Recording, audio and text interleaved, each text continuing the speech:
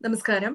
ഞാൻ ലക്ഷ്മി കാണത്ത്. ഇന്ന് നമ്മളോടൊപ്പമുള്ളത് മുൻ space scientist, mathematician, lawyer, psychotherapist, അങ്ങനെ അനേകം മേഖലകളിൽ വ്യക്തിമുദ്ര പതിപ്പിച്ചിട്ടുള്ള ശാസ്ത്രജ്ഞനായിട്ടുള്ള സ്പേസ് സയന്റിസ്റ്റ് ആയിട്ടുള്ള ഡോക്ടർ ടി.പി. ശശികുമാർജിയാണ്. അദ്ദേഹം ഒരു ആത്മീയ ആചാര്യൻ കൂടിയാണ്. ബ്രഹ്മശ്രീ KPC അനുജൻ ഭട്ടതിരിപ്പാടിന്റെയും ലോക പ്രശസ്തനായ സ്വാമി രാമയുടെയും ശിഷ്യനായിട്ടുള്ള സ്ഥാപത്യ വേദം പഠിച്ച ഒരു വ്യക്തി കൂടിയാണ്. സ്വാഗതം ഡോക്ടർ ടി.പി. ശശികുമാർജി. നമസ്കാരം ലക്ഷ്മി. TPC, നമ്മള് കഴിഞ്ഞ തവണ ഭഗവത്ഗീത 3-ാം അധ്യായം കർമ്മയോഗത്തിലെ 13-ാമത്തെ ശ്ലോകത്തിലാണ് നിർത്തിയത്. അതിനെ തുടർന്നുള്ള ശ്ലോകങ്ങളിലേക്ക് കടക്കും മുമ്പ് അങ്ങയുടെ ഒരു ആമുഖത്തോടു കൂടി തുടങ്ങാം. 3-ാമത്തെ അധ്യായം ഭഗവത്ഗീതയിലെ കർമ്മയോഗ ബന്ധമായിട്ടുള്ള പ്രധാന ആശയങ്ങൾ, അത് ഒരു വ്യക്തിയുടെ കടമ എന്ന് പറയുന്നത് കർമ്മമാണ്. അത് ഏറ്റവും നല്ല ജീവിത രീതി ഏതാണെന്ന് ചോദിച്ചാൽ അതിനുത്തരമാണ് ആദ്യത്തെ 1 മുതൽ 8 വരെയുള്ള ശ്ലോകങ്ങൾ. എങ്ങനെയാണ് കർമ്മം വളരെ ആക്റ്റീവായിട്ട്, വളരെ സഫലമായിട്ട്, സമ്പുഷ്ടമായിട്ട് എന്തൊക്കെയാണ് ചെയ്യാൻ സാധിക്കുക, എന്തൊക്കെയാണ് ചെയ്യേണ്ടത് എന്നുള്ളതാണ് ഭഗവാന്റെ ഒരു മെസ്സേജ്. അതിൻ്റെ ഫലങ്ങൾ ആസ്വദിക്കാൻ ആഗ്രഹിക്കാതെ ജോലി എങ്ങനെ യോഗതുല്യമായി, യജ്ഞതുല്യമായി ലോകത്തിൻ്റെ ആവശ്യങ്ങൾക്ക് വേണ്ടിയിട്ട് എങ്ങനെ ചെയ്യാം എന്നുള്ളതാണ് ഒരു 8 മുതൽ 9 മുതൽ 16 വരെയുള്ള ശ്ലോകങ്ങൾ ഏകദേശം. ഇനിയുള്ള ഭാഗം ഒരു 24 വരെയുള്ള ശ്ലോകങ്ങൾ നമ്മൾ കണ്ടത് ജ്ഞാനത്തിൻ്റെയും ദൈവത്തിൻ്റെയും അത് കാണാൻ പോകുന്നത് ആ ഭാഗങ്ങളാണ്. എനിക്കൊന്ന് 13-ലാണ് നിർത്തിയതെങ്കിൽ ഈ വരാൻ പോകുന്ന കുറച്ച് ഈ ഒരു ഭാഗത്തെ ഡിസ്കഷനിൽ നമ്മൾ ഋഷിമാരുടെ, മനുഷ്യന്മാരുടെ സൃഷ്ടിക്ക്, നന്മയ്ക്ക് വേണ്ടി എന്തൊക്കെയാണ് ചെയ്യേണ്ടുന്നത്, എങ്ങനെയാണ് പ്രവർത്തിക്കേണ്ടത്, ഇതൊക്കെയാണ് കാണാൻ പോകുന്നത്. ഒടുക്കം ഈ അധ്യായത്തിന്റെ 3-ാമത്തെ അധ്യായത്തിന്റെ അവസാന ഭാഗം ജ്ഞാനികളേരി, അജ്ഞരാരാണ്, അജ്ഞത നടിക്കുന്നവരാരാണ്, അല്ലെങ്കിൽ ജ്ഞാനിയായിട്ട് നടിക്കുന്നവരാരാണ്, ശരിക്കും അജ്ഞരാരാണ്, ആസക്തി ഉള്ളവരെങ്ങനെയാണ്, അതിൽ നിന്ന് എങ്ങനെ മുക്തമാവാം, എങ്ങനെ പ്രവർത്തനത്തിനെ മനുഷ്യന്മാരുടെ ഉപയോഗത്തിന് വേണ്ടി വളരെ ലോക നന്മയ്ക്കായി എങ്ങനെ ഉപയോഗിക്കണം, അതിൻ്റെ ഗുണങ്ങൾ എന്തൊക്കെയാണ്. പിന്നെ അവസാന ഭാഗത്ത് കാമത്തെയും ക്രോധത്തെയും ഒക്കെ വിവരിച്ച് അതിനെ കീഴടക്കാനുള്ള വഴിയും കൂടിയാണ് ഭഗവാൻ പറഞ്ഞു തരുന്നത്. മിക്കവാറും കർമ്മത്തിന്റെ പദ്ധതിയിൽ യാത്ര ചെയ്യുന്നവർക്ക് പറ്റുന്ന ഒരബദ്ധം, അവരുടെ ലക്ഷ്യം നല്ലതല്ലെങ്കിൽ പലപ്പോഴും അവർക്ക് കാക്ഷിക്കാവുന്ന, ആഗ്രഹിക്കാവുന്ന ഫലം എന്ന് പറയുന്നത് അവരുടെ വരുതിയിൽപ്പെടുന്നതല്ലാതെ പോകും. ആ ഫലം ഭഗവാന്റെ കയ്യിലേക്ക് വിട്ടുകൊടുക്കുകയാണ് നല്ലത് എന്നുള്ളതാണ് ഈ. അല്ലെങ്കിൽ പിന്നെ കർമ്മത്തെക്കുറിച്ച് അധികം പറയാനൊന്നുമില്ല. നിന്റെ പണി നോക്കണമെന്ന് പറഞ്ഞാൽ പറയാം. പച്ച മലയാളത്തിൽ പറഞ്ഞാൽ നിന്റെ പണി നോക്കുക തന്നെയാണ് പറയുന്നത്. പക്ഷെ അങ്ങനെ നോക്കിയാൽ പോരാ, അതിന്റെ ഗുണം ആർക്കാണ്, യു മൈൻഡ് യുവർ ബിസിനസ് എന്ന് ഇംഗ്ലീഷിൽ പറയാറുണ്ട്. അതുപോലെ പോരാ, അതിന്റെ ഫലം വാട്ട് ഫോർ, ഒബ്ജക്റ്റീവ് കൃത്യമായിട്ട് അറിയുന്ന തരത്തിൽ ചെയ്യുകയാണ് ഭേദം, അതാണ് നല്ലത്, അതിനാണ് മേന്മ എന്ന് പറയുകയാണ് ഭഗവാനോട്. അപ്പൊ അത് നമ്മൾ എങ്ങനെ ഉണ്ടാക്കിയത്, എന്താണ് നമ്മുടെ മേന്മ, ആ മേന്മ നമ്മൾ എങ്ങനെ നൈസർഗികമായിട്ടുള്ള ഭാവങ്ങളും ഭാവനകളും എങ്ങനെ ഭഗവാന്റെ പക്കലേക്ക് എത്തിക്കാവുന്ന ഒരു ജന്മം കൊണ്ട് നമുക്ക് കിട്ടിയിട്ടുള്ള ഒരു വലിയ, ഓരോ മനുഷ്യനും പിറക്കുമ്പോൾ ആ മനുഷ്യൻ കരയുകയാണ്. നമ്മളിങ്ങനെ കൈ ഇങ്ങനെ പിടിച്ചിട്ടാ ജനിക്കുക എന്നാ പറയാ. എല്ലാ കുട്ടികളും പുറത്തു വരുമ്പോൾ കൈ ഇങ്ങനെ ആക്കിയിട്ടല്ല, ഉള്ളിലെന്തോ കൊണ്ടുവന്നിട്ടുണ്ട്. ആ കൊണ്ടുവന്നിട്ടുള്ളത് എന്താണെന്ന് ചോദിച്ചാൽ വലിയൊരു ശക്തിയാണ്, വലിയൊരു കഴിവാണ്. ഒരു മാനവികത എന്ന് പറയുന്ന ഒരവസ്ഥയിലേക്ക് നമുക്ക് കിട്ടുന്ന, കർമ്മം ചെയ്യാൻ കിട്ടുന്ന, പഞ്ചേന്ദ്രിയങ്ങൾക്ക് തുറന്നു കാട്ടിത്തരുന്ന ഈ പ്രപഞ്ചത്തിൽ എന്തൊക്കെയോ ചെയ്യാൻ പറ്റുന്ന ഒരു ജന്മമാണ് ഞാൻ. അതും പിടിച്ചിട്ടാണ് നമ്മൾ വരുന്നത്. പക്ഷെ അവിടെ നിന്നും നമ്മുടെ ചിന്തകൾ പലപ്പോഴും ആക്രോശത്തിൻ്റെയും ബാക്കിയുള്ളവരെ ഉപദ്രവിക്കുന്നതിന്റെയും കലാപത്തിന്റെയും ഒക്കെ വഴിയിലേക്കാണ് പോകുന്നത്. അതിന് കാരണം ഈ കലാപരമായ, ആത്മീയമായ, സാഹിത്യപരമായ ഈ ചിന്തകളൊക്കെ മനുഷ്യന് പുറത്തേക്ക് കൊണ്ടുവരാൻ പറ്റുന്ന ജിഹ്വ എന്ന് പറയുന്ന, വഴി എന്ന് പറയുന്ന, വാക്കുകൾ എന്ന് പറയുന്ന, കേൾക്കാനുള്ള കഴിവ് എന്ന് പറയുന്ന, കാണാനുള്ള കഴിവ് എന്ന് പറയുന്നതിനൊന്നും തുറന്നു കൊടുക്കപ്പെട്ടിട്ടില്ല എന്നുള്ളതുകൊണ്ടാണ്. അത് തുറന്നു കൊടുക്കപ്പെടുമ്പോഴാണ് പലപ്പോഴും ഈ ഒരു നമ്മൾ തമ്മിലുള്ള ഈ സത്സംഗത്തിനിടയിൽ പലരും എന്നെ വിളിക്കുന്നവർക്കൊക്കെ ആത്യന്തികമായിട്ട് അവരുടെ പ്രശ്നം എന്താണെന്ന് എളുപ്പം കണ്ടുപിടിക്കാൻ പറ്റും. ആ പ്രശ്നം അവർക്ക് ഒരു തുറന്നു പറയാനുള്ള ഒരു സാഹചര്യം ഉണ്ടായില്ല, അവർക്ക് അറിയാനുള്ള സാഹചര്യം ഉണ്ടായിരുന്നില്ല, അവര് ചലിച്ചിട്ടുള്ള പാത പലപ്പോഴും തെറ്റായിരുന്നു, ആരൊക്കെയോ പറഞ്ഞവരെ പറ്റിക്കുകയായിരുന്നു, അവർ മൂഢന്മാരായിരുന്നു, അല്ലെങ്കിൽ ഭയം കൊണ്ടാണ് ജീവിച്ചത്. അത് തുറന്നു പറയാനും എനിക്ക് വായിക്കാനുള്ള കഴിവുണ്ടായിരുന്നു, നഷ്ടപ്പെട്ടു. പഠിക്കാനുള്ള താല്പര്യം ഉണ്ടായിരുന്നു, നഷ്ടപ്പെട്ടു. എന്തൊക്കെയോ ചെയ്യണമെന്ന് ആഗ്രഹം ഉണ്ടായിരുന്നു, ചെയ്യാൻ സാധിച്ചില്ല. അതെന്തുകൊണ്ടാന്ന് ചോദിച്ചാൽ ഒറ്റ ഉത്തരവുള്ളൂ, അവര് മിക്കവാറും അവരുടെ എന്ന് പറയുന്ന സ്വാർത്ഥതയിലേക്ക് ചുരുങ്ങിപ്പോയതുകൊണ്ടാണ്. അപ്പൊ പലപ്പോഴും കുടുംബത്തിന്റെ ഈ ബ്രഹ്മചര്യം കഴിഞ്ഞ് ഗാർഹസ്ഥ്യത്തിൽ എത്തുമ്പോഴത്തേക്കും ഉണ്ടാവുന്ന ഒരു പ്രയാസം എന്ന് പറയുന്നത്, ബ്രഹ്മചര്യത്തിൽ പഠിച്ചിട്ടുള്ള, ചെറുപ്പകാലത്ത് നമ്മൾ പഠിച്ചിട്ടുള്ള പല സംഭവങ്ങളും ഈ ഗൃഹസ്ഥാശ്രമികൾക്ക് പെട്ടെന്ന് ഉപയോഗിക്കാൻ സാധിക്കില്ല. അതിനൊരു പക്വത വന്ന് അതിനെ ഒന്ന് കാച്ചി കുറുക്കിയെടുക്കാൻ പറ്റിയിട്ടുള്ള, സ്വായത്തമാക്കാൻ പറ്റിയിട്ടുള്ള സമയം അവർ ചെലവഴിച്ചില്ല എന്നുള്ളതാണ്. സമയമില്ല എന്ന് പറയുന്നത് തെറ്റാണ്. അത് കഴിഞ്ഞപ്പോൾ എന്ത് പറ്റുന്ന ഈ ഗൃഹസ്ഥാശ്രമത്തിന് കുറച്ച് ഇനി ആവശ്യമൊന്നുമില്ല, അല്ലെങ്കിൽ പക്വത കുറച്ചുകൂടി വന്നു, എന്നെ കൊണ്ടൊന്നും കാര്യമായിട്ട് വീട്ടിൽ ചെയ്യാനില്ല തോന്നുമ്പോഴാണ് പുറത്തേക്ക് വരിക. ആ വരാൻ തോന്നുന്ന സമയത്തേക്കും ഈ അറിവുകളൊക്കെ നഷ്ടപ്പെട്ടു. നമ്മൾ ബ്രഹ്മചര്യത്തിൽ നേടിയിട്ടുള്ള അറിവുകൾക്കൊക്കെ ഇതിന്റെ ബേസിക് നോളജ് ഉണ്ട്. അത് സ്വയം നമ്മൾ പാകപ്പെടുത്തി എടുക്കേണ്ട സമയമാണ് ഗൃഹസ്ഥാശ്രമം. അപ്പോഴാണ് നമുക്ക് ഗൃഹസ്ഥാശ്രമം കഴിഞ്ഞിട്ട് വാനപ്രസ്ഥത്തിലോ സന്യാസത്തിലോ ഒക്കെ പോകുമ്പോഴത്തേക്കും അത് ഉപയോഗിക്കാൻ പറ്റും. 40 വയസ്സൊക്കെ കഴിഞ്ഞിട്ട് ഏകദേശം ഗൃഹസ്ഥാശ്രമമൊക്കെ മതിയായി തോന്നും. ഇത് പഠിക്കാൻ തുടങ്ങിക്കഴിഞ്ഞാൽ അതിന് സമയം പോരാ എന്നുള്ളൊരു ഭയവും ഉള്ളിലുണ്ടാവും. സമയം പോരാതൊന്നുമില്ല, സമയമുണ്ട്, പക്ഷെ അതിന് ഭയം ഉണ്ടാവും. ആ ഭയം വരുമ്പോൾ പഠിക്കാനുള്ള താല്പര്യവും പോകും. അപ്പൊ കർമ്മത്തിന് നമ്മളെ തന്നെ തയ്യാറാക്കണമെങ്കിൽ ആദ്യം വേണ്ടത് ഭയം നീക്കുകയാണ്.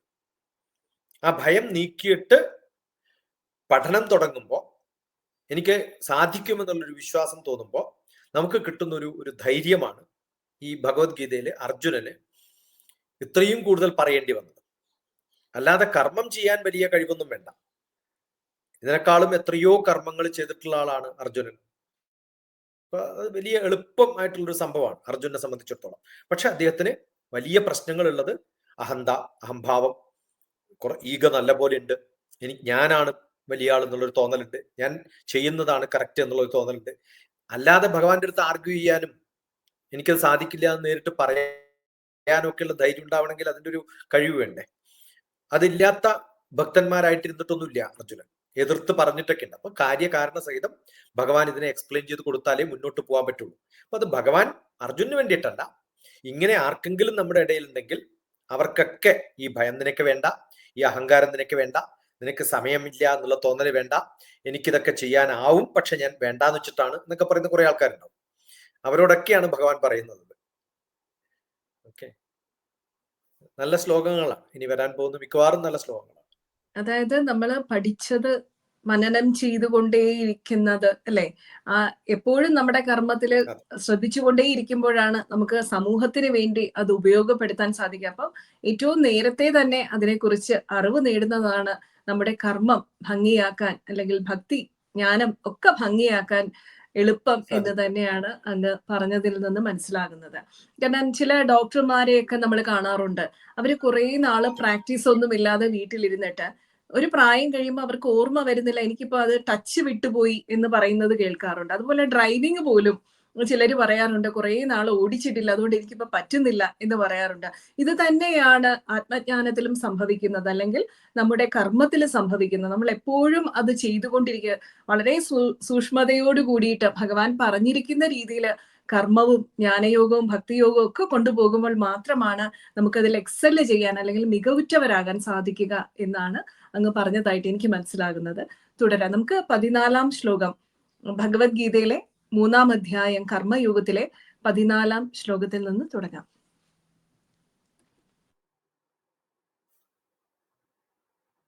കൃഷ്ണ. 14-ാമത്തെ ശ്ലോകം, ഭഗവത്ഗീത 3-ാം അധ്യായം കർമ്മയോഗം. അന്നാദ്ഭവന്തി ഭൂതാനി പർജന്യാദന്ന സംഭവഃ യജ്ഞാദ്ഭവതി പർജന്യോ യജ്ഞകർമ്മ സമുദ്ഭവ.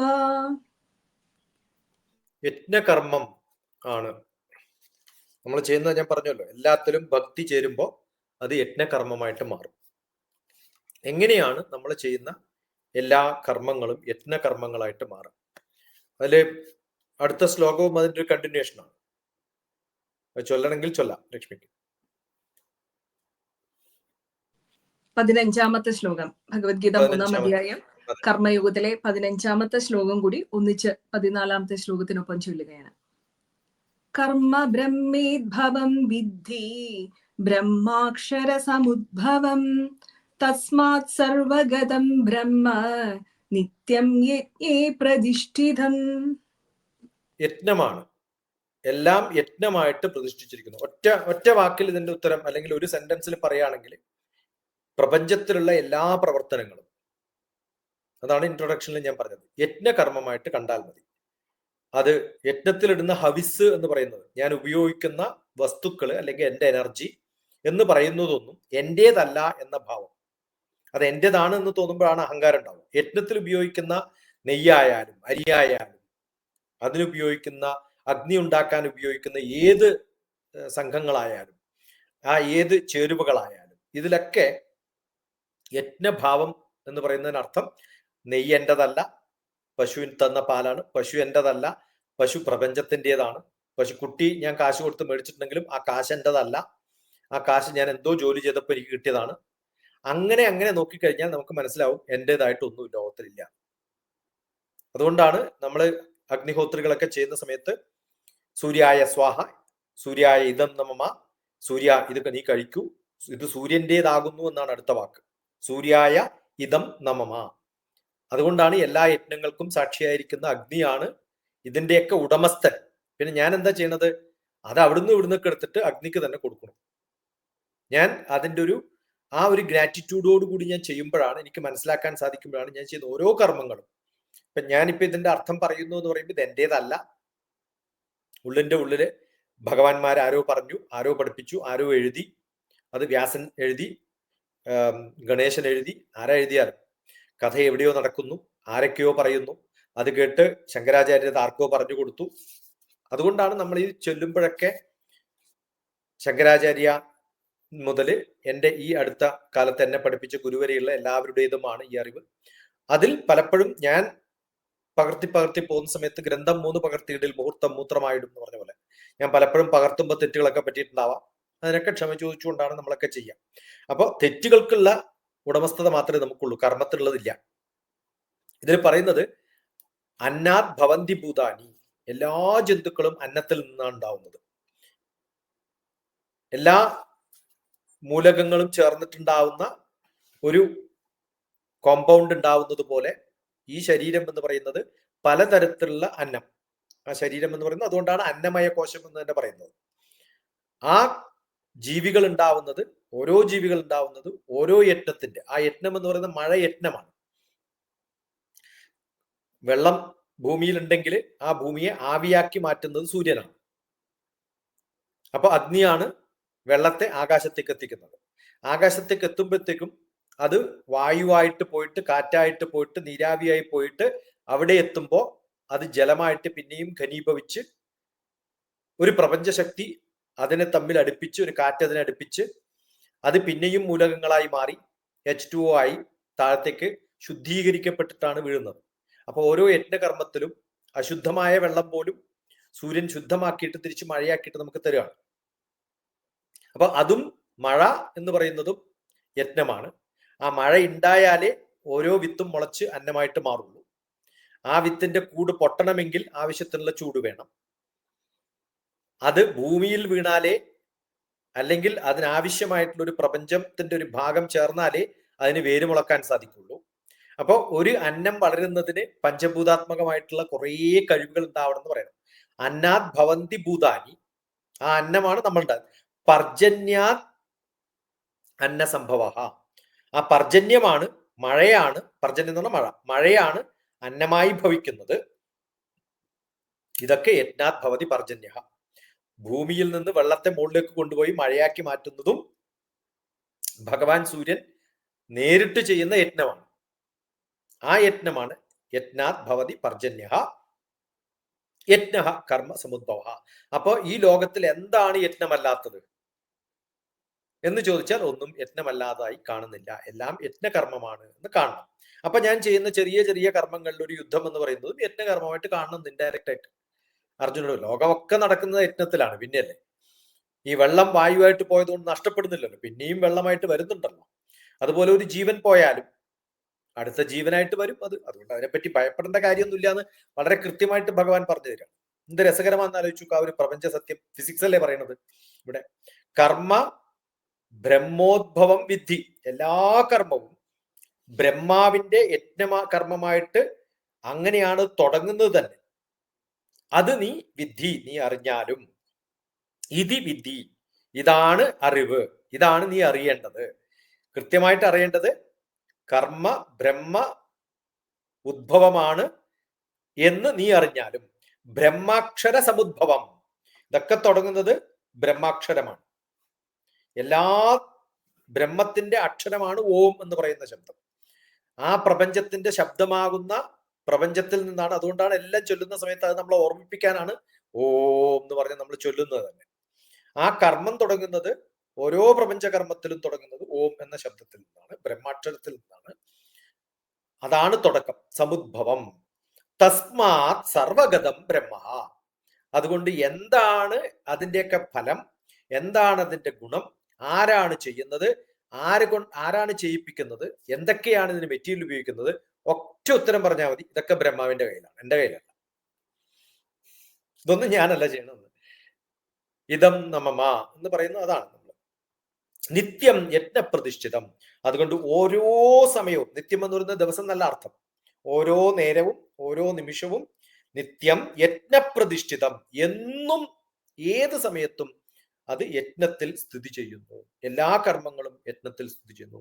അന്നാത് ഭവന്തി ഭൂതാനി പർജന്യാത് അന്ന സംഭവ യജ്ഞാത് ഭവതി പർജന്യ യജ്ഞ കർമ്മ സമുദ്ഭവ കർമ്മ ബ്രഹ്മോദ്ഭവം വിദ്ധി ബ്രഹ്മാക്ഷര സമുദ്ഭവം തസ്മാത് സർവഗതം ബ്രഹ്മ നിത്യം യജ്ഞപ്രതിഷ്ഠിതം.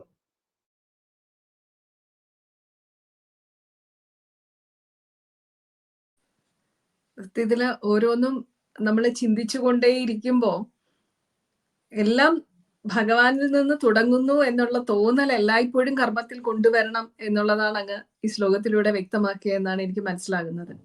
എല്ലാ സംഭവങ്ങളും ഇവിടെ പറഞ്ഞു കഴിഞ്ഞു. തീർച്ചയായിട്ടും ഇതൊരു മിസ്റ്റിക് സൂഫിയുടെ കഥയൊക്കെ നമ്മൾ പറയില്ലേ, ഒരു എന്താണ് ലോകത്തിൽ എനിക്ക് കുറെ കാലം നിലനിൽക്കാൻ അത്യാവശ്യമായിട്ട് വേണ്ടത് എന്ന് പറയുന്ന ഒരു കഥയുണ്ട്. ഞാൻ എന്ത് ചെയ്താലാണ് എൻ്റെ മഹിമ ഈ ലോകത്തിന്റെ അവസാനം വരെ നീണ്ടു നിൽക്കുക?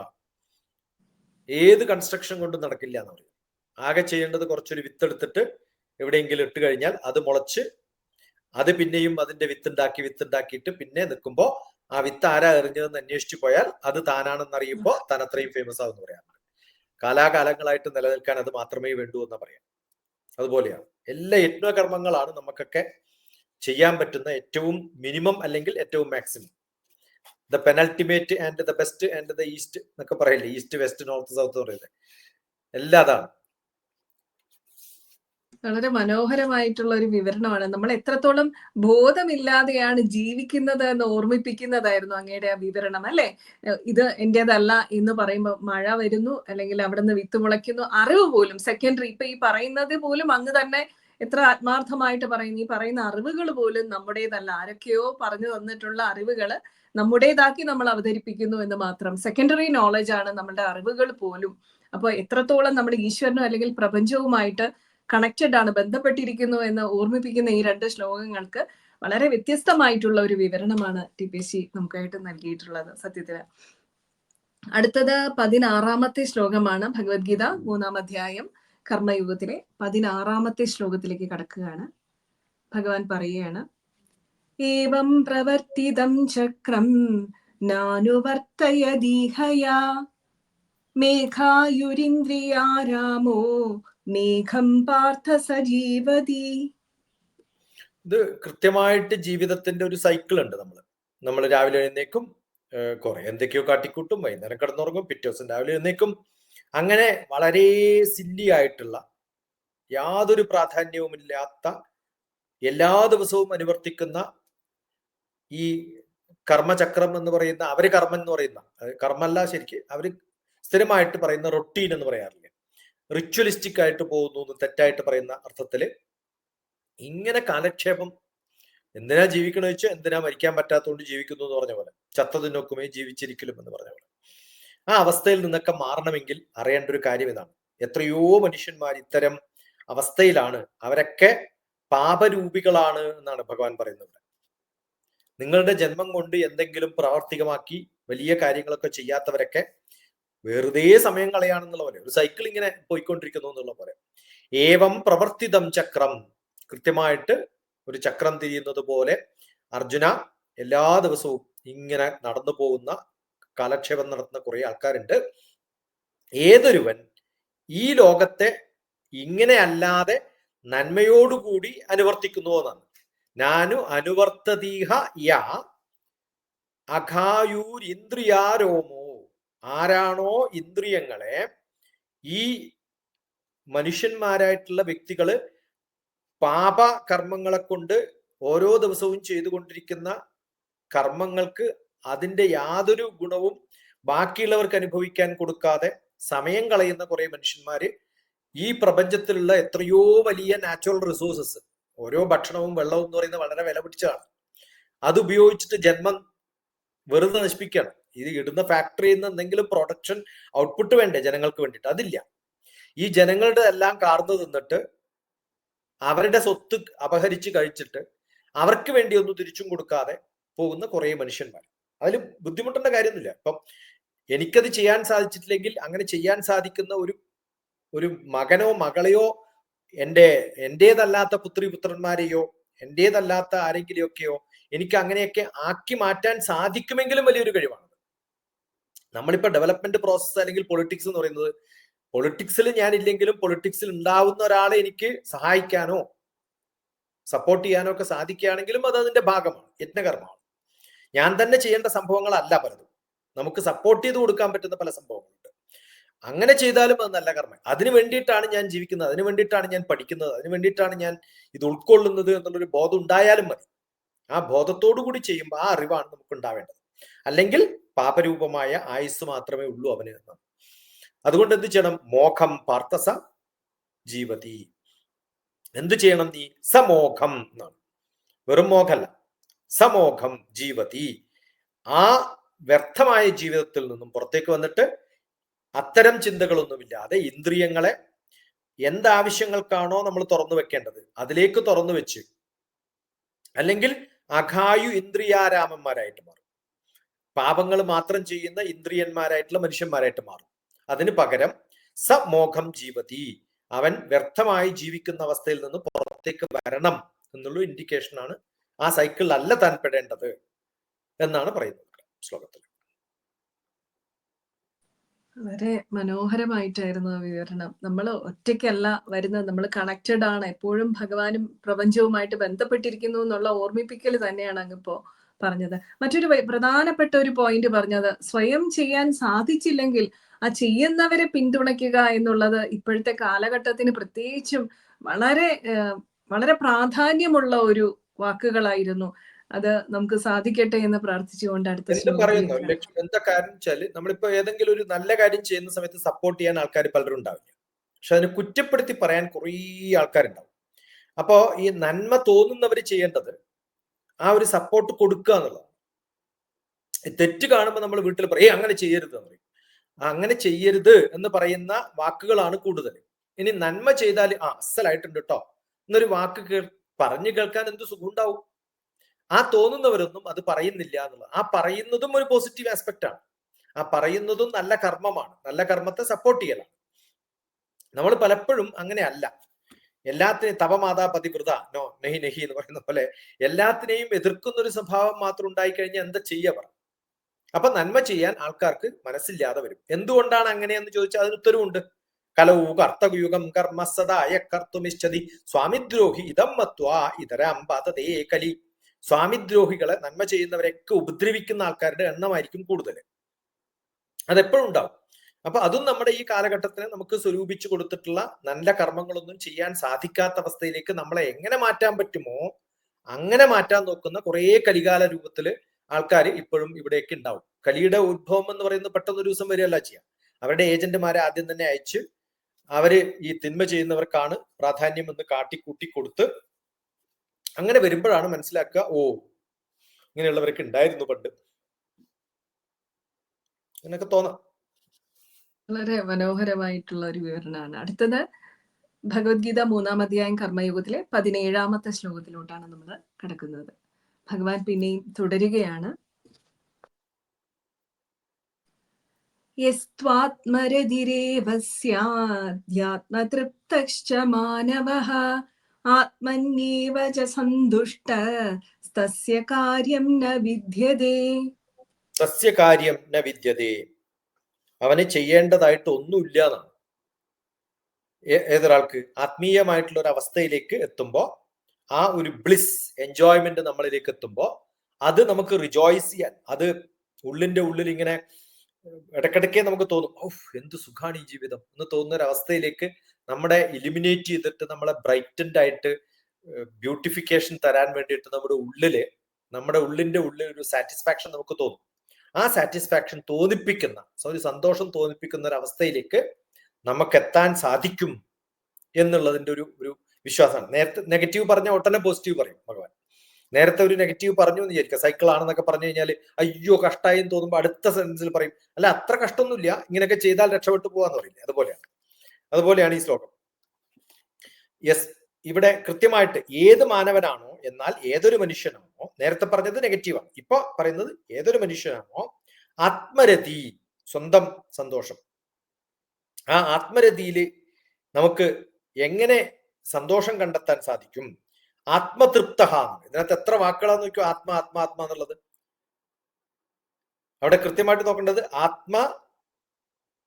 ഏതവസ്ഥയിലാണോ എന്റെ ഉള്ളിന്റെ ഉള്ളിൽ ഞാൻ മനസ്സിലാക്കുന്ന ഒരു സന്തോഷം ഉണ്ടല്ലോ, അതെനിക്കറിയാം. ബാക്കിയുള്ളവർ ഞാൻ ചെയ്യുന്ന കർമ്മങ്ങൾ നല്ലതാണോ പൊട്ടയാണോ എന്ന് പറയുന്നത് ഒന്നും ശ്രദ്ധിക്കേണ്ട കാര്യമില്ല. എന്റെ ആത്മതൃപ്തിക്ക് വേണ്ടിയിട്ട് ആത്മാവിൽ തന്നെ തൃപ്തനായിരിക്കുന്ന ഒരു അവസ്ഥയിലേക്ക് എനിക്ക് പോകാൻ പറ്റുമ്പോ, അതുകൊണ്ടാണ് ഞാൻ പറഞ്ഞത്, ഞാൻ നേരിട്ട് ഇടപെട്ടിട്ടില്ലെങ്കിലും ആരെങ്കിലും ഒക്കെ അങ്ങനെ ആക്കാൻ സാധിക്കുമെങ്കിൽ എന്ന് പറയുമ്പോൾ ഇത് അവരവനെ അറിയുള്ളൂ, ബാക്കിയുള്ളവർ പുറത്ത് കാണില്ലല്ലോ, പ്രകടമായിട്ട് കാണില്ലെങ്കിലും എനിക്കറിയാം ഞാൻ എന്താ ചെയ്യണമെന്നുള്ളത്. അതറിഞ്ഞാൽ മതി. അങ്ങനെയുള്ളവർക്ക് ദുഃഖം ഉണ്ടാവില്ല, അവരവർക്ക് സങ്കടം ഉണ്ടാവില്ല, അവർക്കറിയാം ഞാൻ ചെയ്യുന്നതൊക്കെ കറക്റ്റ് ആയിട്ട് ചെയ്യുന്നു. ആ ഒരു ആത്മതൃപ്തി നമുക്കുണ്ടെങ്കിൽ, ആ തൃപ്തി ഉണ്ടെങ്കിൽ ആത്മനി ഏവച സന്തുഷ്ട, അപ്പൊ നമ്മുടെ ആത്മാവിന്റെ ഉള്ളിൽ സന്തുഷ്ടി വന്നു, തുഷ്ടി വരും, സന്തോഷം വരും. നല്ല സങ്കടം ഉള്ള ഒരവസ്ഥയിലൊന്നും നമ്മൾ മാറില്ല. ഈ കാലചക്രത്തിൽ പെടുന്നവർക്കൊക്കെ സന്തോഷം വരും, പാപിയാന്ന് തോന്നും. ആത്മസന്തോഷം ഉള്ളില് കിട്ടണമെങ്കിൽ തസ്യക്കാര്യം ന വിദ്യതേ, ഏത് മനുഷ്യനാണോ സ്യാത്, എങ്ങനെയാണോ അയാൾ ഇരിക്കുന്നത്, ഏതവസ്ഥയിൽ ഇരിക്കണം, അവനവൻ ചെയ്യുന്ന കാര്യങ്ങളൊക്കെ കൃത്യമായിട്ട് ചെയ്യുന്നുണ്ട്, ചെയ്യേണ്ട വിധത്തിൽ ചെയ്യുന്നുണ്ട്, അതിന് ഒരു വീഴ്ചയും വരുത്തിയിട്ടില്ല എന്നുള്ള ഒരു ആത്മ സന്തോഷം നമുക്ക് ഉണ്ടായാലും മതി എന്നാണ്. അതുകൊണ്ട് ഈ അനുഭൂതി എന്ന് പറയുന്നത് നമ്മുടെ ഉള്ളിലിരിക്കുന്ന ഭഗവാൻ നമ്മൾക്ക് വേണ്ടി ഈ സുഖവും പൂർണ്ണമായ സംതൃപ്തിയും തരാൻ നമ്മുടെ ഉള്ളിൽ ഇരിക്കുന്നുണ്ട് എന്നുള്ളൊരു ബോധത്തോടു കൂടി ഞാൻ സ്വതന്ത്രനാണ്, കാരണം എന്നെ ബാഹ്യമായിട്ടുള്ള ആൾക്കാരുടെ പ്രകൃതിയോ അല്ലെങ്കിൽ കുറ്റപ്പെടുത്തലോ ഒന്നുമല്ല എന്റെ കർമ്മത്തെ നിയന്ത്രിക്കുന്നത് എന്ന് ഞാൻ സ്വയം അറിയുകയും, ഞാൻ ചെയ്യുന്നില്ല എന്ന് ബാക്കിയുള്ളവർക്ക് പലർക്കും തോന്നുന്നുണ്ടെങ്കിൽ ഞാൻ ചെയ്യാതിരിക്കുന്നില്ല എന്ന് എൻ്റെ ഉള്ളില് എനിക്ക് തോന്നുന്ന ഒരു അവസ്ഥയിലേക്ക് എനിക്ക് എത്താൻ സാധിക്കുമ്പോ, ആ നിലയില് ഞാൻ പൂർണ്ണമായിട്ടും എൻ്റെ കർത്തവ്യം, എൻ്റെ കർമ്മം കൃത്യമായിട്ട് ചെയ്യുന്നുണ്ട് എന്നൊരറിവ് എനിക്കുണ്ടെങ്കിൽ അതെനിക്ക് തരുന്ന സംതൃപ്തിയാണ് ശരിക്കും പറഞ്ഞാൽ ആത്മീയത എന്ന് പറയുന്ന അവസ്ഥ. ആത്മീയത കർമ്മം ചെയ്യാതെ കണ്ണടച്ചിരിക്കലല്ല എന്ന് ഭഗവാൻ ഇൻഡയറക്റ്റ് ആയിട്ട് ഇവിടെ പറയുന്നുണ്ട്. കണ്ണു തുറന്ന് കർമ്മം ചെയ്യലാണ് ആത്മീയതയിലേക്കും സന്തോഷം, ബ്ലിസ്, ഹാപ്പിനെസ് ഉണ്ടാവണമെങ്കിൽ അതാണ് വേണ്ടതെന്നുള്ളതാണ്. ഇപ്പൊ കുറെ ഹാപ്പിനെസ് സെന്റേഴ്സ് തുടങ്ങിയിട്ടുണ്ടല്ലോ. $1 മില്യൺ ബിസിനസ് ചെയ്യുന്നവർക്ക് മാത്രം ചേരാൻ പറ്റുന്ന സ്ഥലങ്ങളാണ്. അവിടെ പോയിട്ട് അവർ കണ്ണടച്ചിരുന്നാലും, ഈ പണ്ട് ലയൺസ് ക്ലബ് അങ്ങനെയായിരുന്നു, അവർ എൻജോയ്മെന്റിനൊക്കെയാണ് പോകണ്ടെങ്കിലും അതിന് ബിസിനസ് കോൺടാക്ട് ഡെവലപ്പ് ചെയ്യാനാണ്. ഇപ്പൊ ബിസിനസ് കോൺടാക്ട് ഡെവലപ്പ് ചെയ്യാൻ പറ്റിയിട്ടുള്ള ഒരു സ്ഥലമായി മാറി ആത്മീയതാ സെന്റർ എന്ന് പറയുന്നത്. അവിടെ പോയി കഴിഞ്ഞാൽ പോലീസുകാരെയും കാണാം, കള്ളന്മാരെയും കാണാം. അപ്പൊ അവർക്കുള്ള സംഘടനകളൊക്കെ അന്യോന്യം ഡിസ്കസ് ചെയ്യാൻ പറ്റും. അങ്ങനത്തെ സ്ഥലങ്ങളായിട്ട് മാറിയിരിക്കുന്നു എന്നുള്ളതാണ്. നമ്മൾ ആത്മരതിയിൽ നമ്മൾ സ്വയം അടങ്ങണമെങ്കിൽ വലിയ സെന്ററുകളിൽ കുറെ ആൾക്കാർ കൂടുന്നിടത്ത് പോകേണ്ട കാര്യമൊന്നുമില്ല. 1 to 1 എന്നാണ് സാധാരണ നമ്മുടെ കൗൺസിലിംഗ് സെഷൻ ഒക്കെ പറയാം. ആ 1 to 1 എത്തുന്നതിന് മുമ്പ് ചിലപ്പോൾ ഒരു ഗ്രൂപ്പ് കൗൺസിലിംഗ് വേണ്ടി വരും. ഇയാൾ ആരാണെന്ന് അറിയാൻ നമുക്ക് എല്ലായിടത്തും പറ്റില്ല. അങ്ങനെ ഒരു പ്രാവശ്യം അറിഞ്ഞാൽ ദെൻ അവരുമായിട്ട് നിങ്ങൾക്ക് സംസാരിക്കാൻ പറ്റുമോ? ഈ പറയുന്ന ഒരാൾ ഉണ്ടാവുമല്ലോ, ആരെങ്കിലും ഇത് നടത്തുന്ന ഒരാൾ, അയാളെ നമുക്ക് നേരിട്ട് ഫോൺ വിളിക്കാൻ പറ്റുമോ, സംസാരിക്കാൻ? എന്നെ വിളിക്കുന്ന പലരും ചോദിക്കാറ്, ഞാൻ പ്രതീക്ഷിച്ചിട്ടേ ഇല്ല കേട്ടോ, ഡോക്ടർ TPS ആണോ എടുക്കുന്നത്? ഞാൻ പറഞ്ഞു, ഞാൻ എന്താ മനുഷ്യനല്ലേ, എടുക്കാൻ പറ്റില്ല ഫോൺ? അല്ല, വേറെ ആരെങ്കിലും ഒക്കെ എടുത്തിട്ട് പിന്നെ വിളിക്കാൻ പറയൂ, അല്ലെങ്കിൽ ഇന്ന നമ്പറിൽ പറയൂ. ഞാൻ പറഞ്ഞു, അത് ഡൊണേഷൻ മേടിക്കുന്നവരുടെ പണിയാണ്, നേരിട്ട് ചോദിക്കാൻ പറ്റാത്തതുകൊണ്ട്. ഏജന്റുമാരെ വെച്ച് ഫോൺ എടുത്തിട്ട് ഡൊണേഷനിലേക്ക് അയച്ചു കഴിഞ്ഞാൽ പിന്നെ നമ്മൾ കാണാൻ പറയുന്നത് എത്ര ആൾക്കാരാണെന്നറിയോ? അങ്ങനെ ഞാൻ പറഞ്ഞു, ഇത് നമ്മൾ ഈ ചെയ്യുന്ന കർമ്മങ്ങൾക്ക് നമ്മുടെ ഉള്ളിൽ സന്തോഷം കിട്ടുമ്പോഴാണ് നമ്മളത് ചെയ്യുന്നത്. ആ സന്തോഷം എന്ന് പറയുന്നത് വെളിയിൽ കാണുന്ന കുറെ ആൾക്കാരുടെ ഒരു തപ്പുകൊട്ടലല്ല. അതിനേക്കാളും കൂടുതൽ ഒരു വ്യക്തിക്ക് മാനസികമായിട്ട് എന്തെങ്കിലുമൊക്കെ സന്തോഷം നമുക്ക് കൊടുക്കാൻ പറ്റുക, അത് ടെമ്പററി അല്ല, കുറെ കാലത്തേക്ക് അവർക്ക് ചിന്തിക്കുകയും പ്രാവർത്തികമാക്കാൻ സാധിക്കുകയും ചെയ്യുന്ന ഒരു കർമ്മത്തിലേക്ക് അവരെ കൊണ്ടെത്തിക്കാൻ പറ്റുകയാണെങ്കിൽ വലിയ സംഭവമാണ്. ആ കർമ്മം ഉണ്ടാക്കി കൊടുക്കാൻ സാധിക്കലാണ് നമ്മുടെ കൗൺസിലിംഗ് അല്ലെങ്കിൽ ഡിസ്കഷൻ എന്ന് പറയുന്നത്. അല്ലാണ്ട് മനസമാധാനമായിട്ടിരുന്നു കണ്ണും പൂട്ടിച്ചിരുന്നോളൂ എന്ന് പറഞ്ഞ ഒരാൾക്കും, കർമ്മം ചെയ്യാൻ താല്പര്യമുള്ള ഒരാളും കണ്ണും പൂട്ടി ഇരിക്കരുത് എന്ന് ഞാൻ പറയാം. ഇനി കർമ്മം ചെയ്യാൻ മടിയുള്ളവരാണെങ്കിൽ സ്ഥിരമായിട്ട് കണ്ണടക്കാൻ പറ്റുകയാണെങ്കിൽ നേരത്തെ കാലത്തെ അടച്ചു പോയിക്കോളൂ എന്നും ഞാൻ പറയും. കണ്ണടച്ചിട്ട് കുറച്ച് സമയം ഇരുന്നിട്ട് പിന്നെ കണ്ണ് തുറന്നിട്ടും പ്രവൃത്തി ചെയ്യില്ല, കണ്ണടച്ചാൽ തീരെ ചെയ്യില്ല, പിന്നെ ഇടക്ക് പോയി കണ്ണടച്ചിട്ട് എന്താ കാര്യം? അതുകൊണ്ട് ഈ പറയുന്ന കുറെ മാർക്കറ്റിംഗ് മെഡിറ്റേഷൻ സെന്റേഴ്സ് ഒക്കെ ഉണ്ടല്ലോ, ഇവരൊക്കെ കള്ളന്മാരാണ് ഞാൻ പറയാം. കാരണം അവരൊക്കെ ഈ ഡൊണേഷൻ കിട്ടുന്നത് കൊണ്ടും അവർക്ക് ജീവിക്കാനുള്ള ഒരു സ്വത്തും ഫേമസ് ആവാൻ വേണ്ടിയിട്ട് മാത്രം ചെയ്യുന്ന ഒരു ജിമിക്സ് ആണ്. അതുകൊണ്ട് എന്റെ ഗുരു സ്വാമി രാമ ഹിമാലയൻ ട്രഡീഷൻ എപ്പോഴും പറയുന്നത്, മെഡിറ്റേഷൻ എന്നുള്ള വാക്ക് ഉപയോഗിക്കാൻ ഇഷ്ടമല്ല, പക്ഷെ സമാധി എന്നാണ്, പക്ഷെ പബ്ലിക്കിന് അറിയാൻ വേണ്ടി പറയുന്നത് മെഡിറ്റേഷൻ ഇൻ ആക്ഷൻ എന്നാണ്. ഇത് വളരെ കൃത്യമായിട്ട് ഡിഫൈൻ ചെയ്ത് അണ്ടർലൈൻ ചെയ്തതാണ്. What is doctor TPS മെന്റ് four, അല്ലെങ്കിൽ ഞാൻ എന്താണ് എന്റെ ഗുരുവിൽ നിന്നും പ്രാവർത്തികമാക്കാൻ ശ്രമിക്കുന്നത് എന്ന് ചോദിച്ചാൽ മെഡിറ്റേഷൻ ഇൻ ആക്ഷൻ. ഞാൻ ഇപ്പൊ പറയുന്ന സമയത്ത് എന്റെ ECG എടുത്തു കഴിഞ്ഞാൽ അതിൽ സ്ട്രെയിറ്റ് ആണ് ഉണ്ടാവുക, EEG സ്ട്രെയിറ്റ് ആണ് ഉണ്ടാവുക. കാരണം എനിക്ക് പ്രഷർ ഇല്ല, ടെൻഷൻ ഇല്ല. ഇത് പറയുമ്പോൾ എന്റെ ബുദ്ധി ഉപയോഗിക്കുന്നില്ല, വളരെ കാഷ്വൽ ആയിട്ട് എനിക്ക് സംസാരിക്കാൻ പറ്റുന്നത്. എന്റെ കർമ്മങ്ങൾ ചെയ്യുന്നത് ഞാനല്ല, അതുകൊണ്ട് എന്തെങ്കിലും തെറ്റ് സംഭവിച്ചാലും അത് എന്റേതല്ല, നന്മയുണ്ടെങ്കിൽ തീരെ എന്റേതല്ല, തെറ്റുണ്ടെങ്കിൽ ചിലപ്പോൾ എന്റെ തെറ്റായിരിക്കാം. ആ കർമ്മം നമ്മൾ ചെയ്യുമ്പോൾ നമുക്ക് കിട്ടുന്ന ഒരു സന്തോഷം ഉണ്ടല്ലോ, ആ സന്തോഷമാണ് ഇതിന്റെ ഔട്ട്പുട്ട് എന്ന് പറയുന്നത്. അതുകൊണ്ട് കർമ്മം കൊണ്ട് നമുക്ക് കിട്ടേണ്ടത് ചെയ്യുന്ന സമയത്തുള്ള സന്തോഷമാണ്. മക്കളെ നോക്കുമ്പോൾ കിട്ടുന്ന സന്തോഷമാണ് സന്തോഷം. മക്കൾ വലുതായിട്ട് അവര് തരുന്ന ഗിഫ്റ്റിലല്ല എന്റെ സന്തോഷം, അവരെന്നെ എവിടെയെങ്കിലും ടൂർ കൊണ്ടുപോകുമ്പോഴല്ല എന്റെ സന്തോഷം. ഞാൻ അവരെ കൂട്ടി ടൂർ പോകുന്ന സമയത്ത് അവർക്കൊന്നും കാണാൻ പറ്റിയില്ലെങ്കിലും അവരെ കൊണ്ടുപോയല്ലോ എന്നുള്ളൊരു തോന്നൽ എന്റെ മനസ്സിലുണ്ടാവുമ്പോൾ എനിക്ക് കിട്ടുന്നതാണ് സന്തോഷം.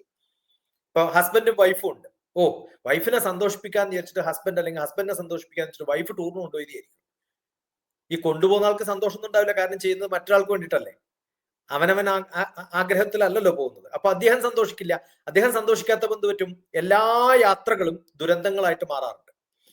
കാരണം അതിൽ ചെറിയ ഒരു 2 മിനിറ്റ് വൈകിയാൽ എന്ത് ലഹളയായിരിക്കും അറിയോ? ആ 2 മിനിറ്റ് വൈകുന്നത് ഒരു 10 മിനിറ്റ് എൻജോയ് ചെയ്യാനാ പോകുന്നത്. ആ 10 മിനിറ്റ് എൻജോയ് ചെയ്യുന്ന 2 മിനിറ്റ് കുറഞ്ഞാൽ പോരെ? അങ്ങനെയല്ല കാണും.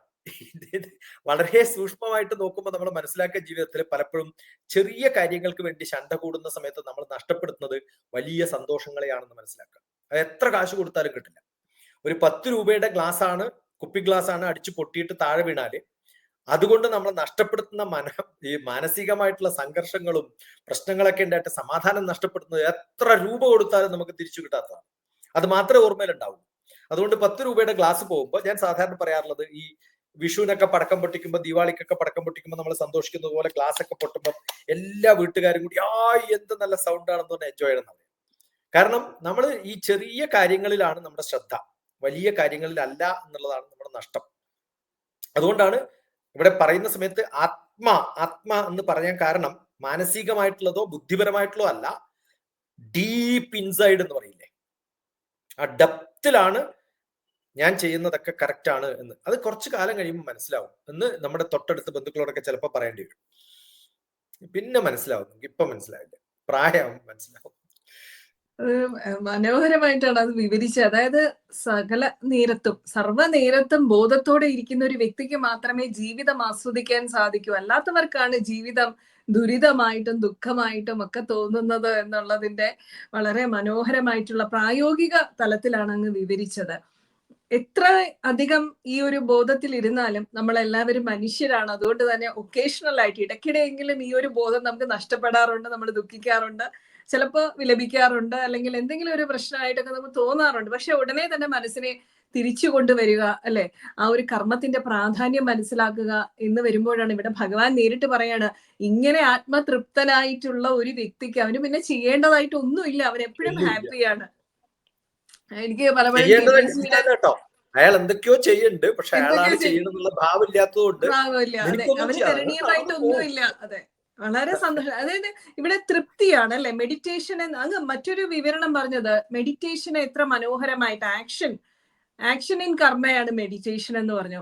ഇത് പറയുമ്പോ ശ്രീബുദ്ധന്റെ ശിഷ്യനായിട്ടുള്ള അനന്തൻ അദ്ദേഹത്തിനോട് എന്താണ് ധ്യാനം എന്ന് ചോദിച്ചപ്പോൾ, വലതുകാല് വെക്കുമ്പോൾ വലതുകാലാണ് വെക്കുന്നതെന്നും ഇടതുകാല് വെക്കുമ്പോൾ ഇടതുകാലാണ് വെക്കുന്നതും എന്നുള്ള ഓർമ്മയെ അല്ലെങ്കിൽ ആ ബോധത്തെയാണ് ജ്ഞാനം എന്ന് ശ്രീബുദ്ധൻ വിവരിച്ചു കൊടുത്തതാണ് സ്വാമി രാമയുടെ ഉദാഹരണത്തിലൂടെ അങ്ങ് പറയുമ്പോൾ മനസ്സിലാകുന്നത്. നമ്മുടെ കർമ്മങ്ങളിൽ സദാ നമ്മൾ മെഡിറ്റേറ്റീവ് ആയിട്ടിരിക്കുക, അതിൽ ബോധത്തോടെ ഇരിക്കുക എന്നുള്ളതാണ് ഇവിടെ ഭഗവാൻ കർമ്മയോഗത്തിൽ എങ്ങനെയായിരിക്കണം നമ്മുടെ ശ്രദ്ധയുണ്ടാകേണ്ടത് എന്നുള്ളത് വിവരിക്കുന്നതായിട്ടാണ് എനിക്ക് മനസ്സിലാകുന്നത്.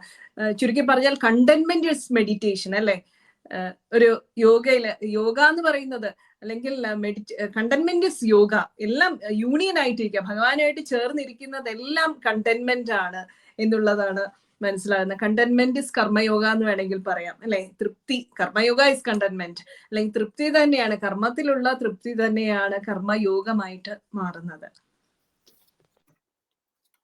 അപ്പോഴേ അത് യോഗസ്വച്ഛതയെന്നാവുള്ളൂ, യോഗത്തിലേക്ക് എത്തുള്ളൂ. അത് TPSC എല്ലാ സമയത്തും ഉള്ളതായിട്ട് എനിക്ക് തോന്നിയിട്ടുണ്ട്. നമുക്കൊക്കെ ഇടയ്ക്കിടയ്ക്ക് വിട്ടുപോകാറുണ്ട്. അപ്പൊ TPSC ചിലപ്പോ ഓർമ്മിപ്പിക്കുമ്പോ മനസ്സിലാകുക, ആവശ്യമില്ലാത്ത കാര്യങ്ങൾക്കാണ് നമ്മളൊക്കെ ചിലപ്പോ ഇല്ലാത്ത പ്രശ്നങ്ങളെ ആലോചിച്ചിട്ടൊക്കെ ചിലപ്പോ എന്തെങ്കിലുമൊക്കെ മൂഡ് ഓഫ് ഒക്കെ വരുമ്പോ TPSC അത് ഓർമ്മിപ്പിക്കാറുണ്ട് എന്ന് പറയുന്നത്. അത് അദ്ദേഹം പ്രാവർത്തികമായിട്ട് കൊണ്ടുപോകുന്നതായിട്ട് എപ്പോഴും അനുഭവപ്പെട്ടിട്ടുണ്ട്. അടുത്തത് ഭഗവത്ഗീത 3-ാം അധ്യായം കർമ്മയോഗത്തിലെ 18-ാമത്തെ ശ്ലോകത്തിലേക്കാണ് നമ്മൾ കടക്കുന്നത്. ഭഗവാൻ പിന്നെയും തുടരുകയാണ്. നൈവ തസ്യ കൃതേനാർത്ഥോ ന കൃതേനേഹ കശ്ചന ന ചാസ്യ സർവഭൂതേഷു കശ്ചിദർത്തവ്യപാശ്രയഃ. ഇവിടെ ഓരോ മനുഷ്യനും, നേരത്തെ പറഞ്ഞ ആത്മാരാമൻ ഉണ്ടല്ലോ, തന്റെ ഉള്ളിലിരിക്കുന്ന ഒരു ആത്മാവില് അവ രമിക്കുന്നത് മോശം സ്ഥലത്താണെങ്കിലും പ്രകാശത്തെ തരാൻ സാധിക്കുന്ന കഴിവുള്ളവരാണ് ആത്മാരാമന്മാര്. രമിക്കുന്നത് ഇരുട്ടിലാണ്, പക്ഷെ പ്രകാശത്തെ കൊടുക്കാൻ സാധിക്കുന്നവരാണ്. ആ അവസ്ഥയിലുള്ളവരാണ് എല്ലാ മനുഷ്യന്മാരും. അതുകൊണ്ട് നമ്മളൊക്കെ ആത്മാരാമന്മാരാണ്. ആ ആത്മാരാമന്മാരുടെ ആത്മതൃപ്തി എന്ന് പറയുന്ന ഈ ലോകത്തിൽ നമുക്ക് ചെയ്യാൻ സാധിക്കുന്ന ഈ കർമ്മം ചെയ്തിട്ടൊന്നും കാര്യമില്ലടോ നമ്മൾ ഇടയ്ക്കിടയ്ക്ക് കേൾക്കും. പക്ഷെ അടുത്ത ചോദ്യം ചോദിക്കേണ്ടത്, എനിക്ക് ഇന്ദ്രിയങ്ങളൊക്കെ കണ്ണ് തന്നിട്ടുണ്ട്, ചെവി തന്നിട്ടുണ്ട്, മൂക്ക് തന്നിട്ടുണ്ട്, നാവ് തന്നിട്ടുണ്ട്, എല്ലാ ആരോഗ്യവും തന്നിട്ട് ഭഗവാൻ നമ്മുടെ തന്നിരിക്കുന്നത് വെറുതെ ഇരിക്കാനല്ലല്ലോ. അപ്പൊ എനിക്കൊന്നും ചെയ്യാനില്ലടോ എന്ന് പറയുന്ന സമയത്ത് തിരിച്ചു ചോദിക്കേണ്ടത്, എനിക്ക് എന്തെല്ലാം ചെയ്യാനുണ്ട്, ഞാൻ എന്തേ ഒന്നും ചെയ്യാത്തത് എന്ന് നമ്മളോട് ചോദിക്കുന്ന ഒരവസ്ഥയില് നമുക്ക് കിട്ടുന്ന ഒരു സുഖമുണ്ട്. അത് ഓരോ ജീവിയും, നമ്മൾ ഏത് ജീവിയാ, രാവിലെ എഴുന്നേറ്റ പട്ടി 4 കാലും അങ്ങോട്ടും ഇങ്ങോട്ടും ഒക്കെ വെച്ചിട്ട് ചെയ്യുന്ന എക്സർസൈസ് കണ്ടാൽ നമുക്ക് മനസ്സിലാവും. ഒരു പട്ടിയും പഠിപ്പിച്ചിട്ടല്ല അത് ചെയ്യുന്നത്. അത് കണ്ട് മനസ്സിലാക്കിയിട്ട് അതാണ് ചെയ്യേണ്ടത് എന്ന് എന്നിട്ടൊരു ഓട്ടോ ഓടും. എന്തിനാ ഓടുന്നത് അതിന് പോലും അറിയില്ല. കാരണം നിർബന്ധമായിട്ടും നമ്മൾ എപ്പോഴാണോ ജാഗ്രത് സ്വപ്ന സുഷുപ്തി എന്ന് പറയുന്നതിൽ എന്തെങ്കിലും ഒരു മാറ്റം വേണ്ടേ? ജാഗ്രതയിൽ എത്തിക്കഴിഞ്ഞാലും സ്വപ്നവും സുഷുപ്തിയും പോലെ വെറുതെ കടന്നു കിടക്കുന്നവരെ എന്താ പറയാ നമ്മള്? ചത്തത് നോക്കുമേ ജീവിച്ചിരിക്കും എന്ന് പറയുന്നത് കൊണ്ടാണ് അല്ലെ? ആ അവസ്ഥയിൽ നിന്നല്ലാതെ രണ്ട് കാലിൽ നടക്കുന്ന മൃഗത്തിന്റെ ഒരവസ്ഥയെങ്കിലും വേണം. കുഞ്ഞുണ്ണി മാഷ് എപ്പോഴും പറഞ്ഞിട്ടുണ്ട്, രണ്ട് പട്ടികള് കടികൂടുന്ന സമയത്ത് ഇതെന്തേ മനുഷ്യന്മാരെ പോലെ കടികൂടണം തിരിച്ചാ നമ്മൾ പറയാറ്. അപ്പോ അതേ അവസ്ഥയിലാണ് എപ്പോ നോക്കിയാലും നല്ല കർമ്മങ്ങളൊന്നും ചെയ്യാതെ മോശം കർമ്മം ചെയ്യുന്നവർക്കൊക്കെ ഉള്ള ഒരു തട്ടാണ് ഭഗവാൻ ഇവിടെ കൊടുക്കുന്നത്. തസ്യ ഇഹ, എന്താണ് ചെയ്യേണ്ടത് നമ്മള്? അവൻ ഇങ്ങനെയൊക്കെയാണ് ഈ ലോകത്തിൽ, ഈ ഇഹത്തില് തസ്യ ഇഹ കൃതേന അർത്ഥ ന ഏവഹ, അർത്ഥം കൊണ്ട് ഒരു പ്രയോജനവുമില്ലാതെ, ഒരു യൂസും ഇല്ലാതെ, ഏത് തരത്തില്? ഐക്യതേന കശ്ചിത, കർമ്മം ചെയ്തിട്ട് കാര്യമൊന്നുമില്ല എന്ന് പറയുന്ന ഒരാള് തിരിച്ചാലോചിക്കേണ്ടത് യസ്യ സർവഭൂതേഷു, ഓരോ ജീവികളും ഈ ലോകത്തിൽ ഇങ്ങനെയൊക്കെ കശ്ചിത് അർത്ഥ വ്യാപശ്രയ നവ, ഏതെങ്കിലും കാര്യങ്ങൾക്കായിട്ട് ആശ്രയിച്ചിരിക്കുന്നവരാണല്ലോ നമ്മള്. ആ ആശ്രയിച്ചിരിക്കുമ്പോൾ നമ്മൾ നോക്കേണ്ടത് അവരൊക്കെ ചെയ്യുന്നുണ്ടല്ലോ, പിന്നെ നമ്മൾ എന്താ ചെയ്യാത്തത്? ഞാൻ നേരത്തെ പറഞ്ഞല്ലോ, ഭൂമിയിൽ നിന്ന് വെള്ളം മഴയായിട്ട് മുകളിലേക്ക് കൊണ്ട് മഴ പെയ്യുന്ന സമയത്ത് അയ്യോ ഭയങ്കര മഴ എന്ന് പറയുന്നത് എന്ത് കർമ്മമാണ് സൂര്യൻ ചെയ്യുന്നത്? എങ്ങനെയാണ് ഈ വെള്ളത്തെ ശുദ്ധമാക്കി നമുക്ക് തരുന്നത്? ഞാൻ എന്ത് ചെയ്തൊന്നും ചെയ്യാത്തത്, ഞാൻ എന്ത് ചെയ്തൊന്നും അറിയാത്തത് എന്ന് പറയുമ്പോൾ നമുക്ക് കിട്ടുന്നൊരു സുഖമുണ്ടല്ലോ. എങ്ങനെയാണ് ഈ ലോകം കൊണ്ടു നടക്കുന്നതെന്ന് ആലോചിച്ച് നോക്കുക. ഭഗവാന്റെ ഒരു അവസ്ഥ എന്ന് പറയുന്നത്, ഇതിൽ 3 കാര്യങ്ങളുണ്ട്. ഇതിനകത്ത് കൃതേ എന്ന് പറയുന്ന തേ എന്ന് പറയുന്ന വാക്ക്, അതുപോലെ ഞാൻ ശ്രദ്ധിച്ചിട്ടുള്ളത് ന അകൃതേ നേഹ, ആ നേഹ എന്ന് പറയുന്ന വാക്ക്, പിന്നെ ലാസ്റ്റില്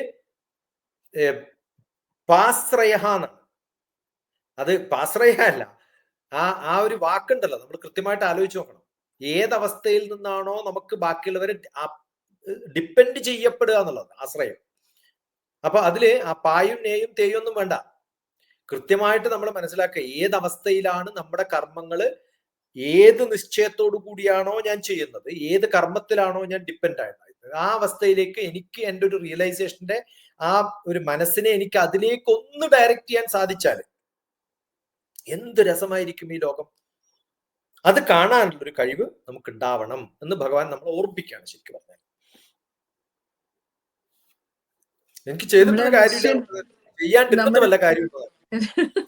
അല്ല, നമ്മുടെ കാഴ്ച എത്ര സങ്കുചിതമാണ് എന്ന് ഓർത്തു പോവുകയാണ് അല്ലെ ഇത് കേൾക്കുമ്പോ.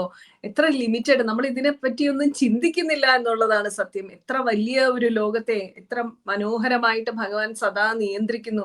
നമ്മുടെ ശ്വാസം പോലും നമ്മൾ അറിയാതെയാണ് എടുത്തുകൊണ്ടിരിക്കുന്നത്. നമ്മുടെ പിന്നിലുള്ള ശക്തിയെക്കുറിച്ച് ഓർമ്മിക്കുമ്പോൾ മാത്രമേ നമ്മൾ എത്രത്തോളം ചെയ്യാൻ ബാക്കിയുണ്ട് എന്നുള്ള ഒരു, അതുകൊണ്ടാണ് ഭഗവത്ഗീതയെ നമ്മളൊരു ഒരു ഫ്രിഡ്ജ് മേടിക്കുമ്പോഴൊക്കെ മാനുവൽ കിട്ടും, TV മേടിക്കുമ്പോൾ മാനുവൽ കിട്ടും.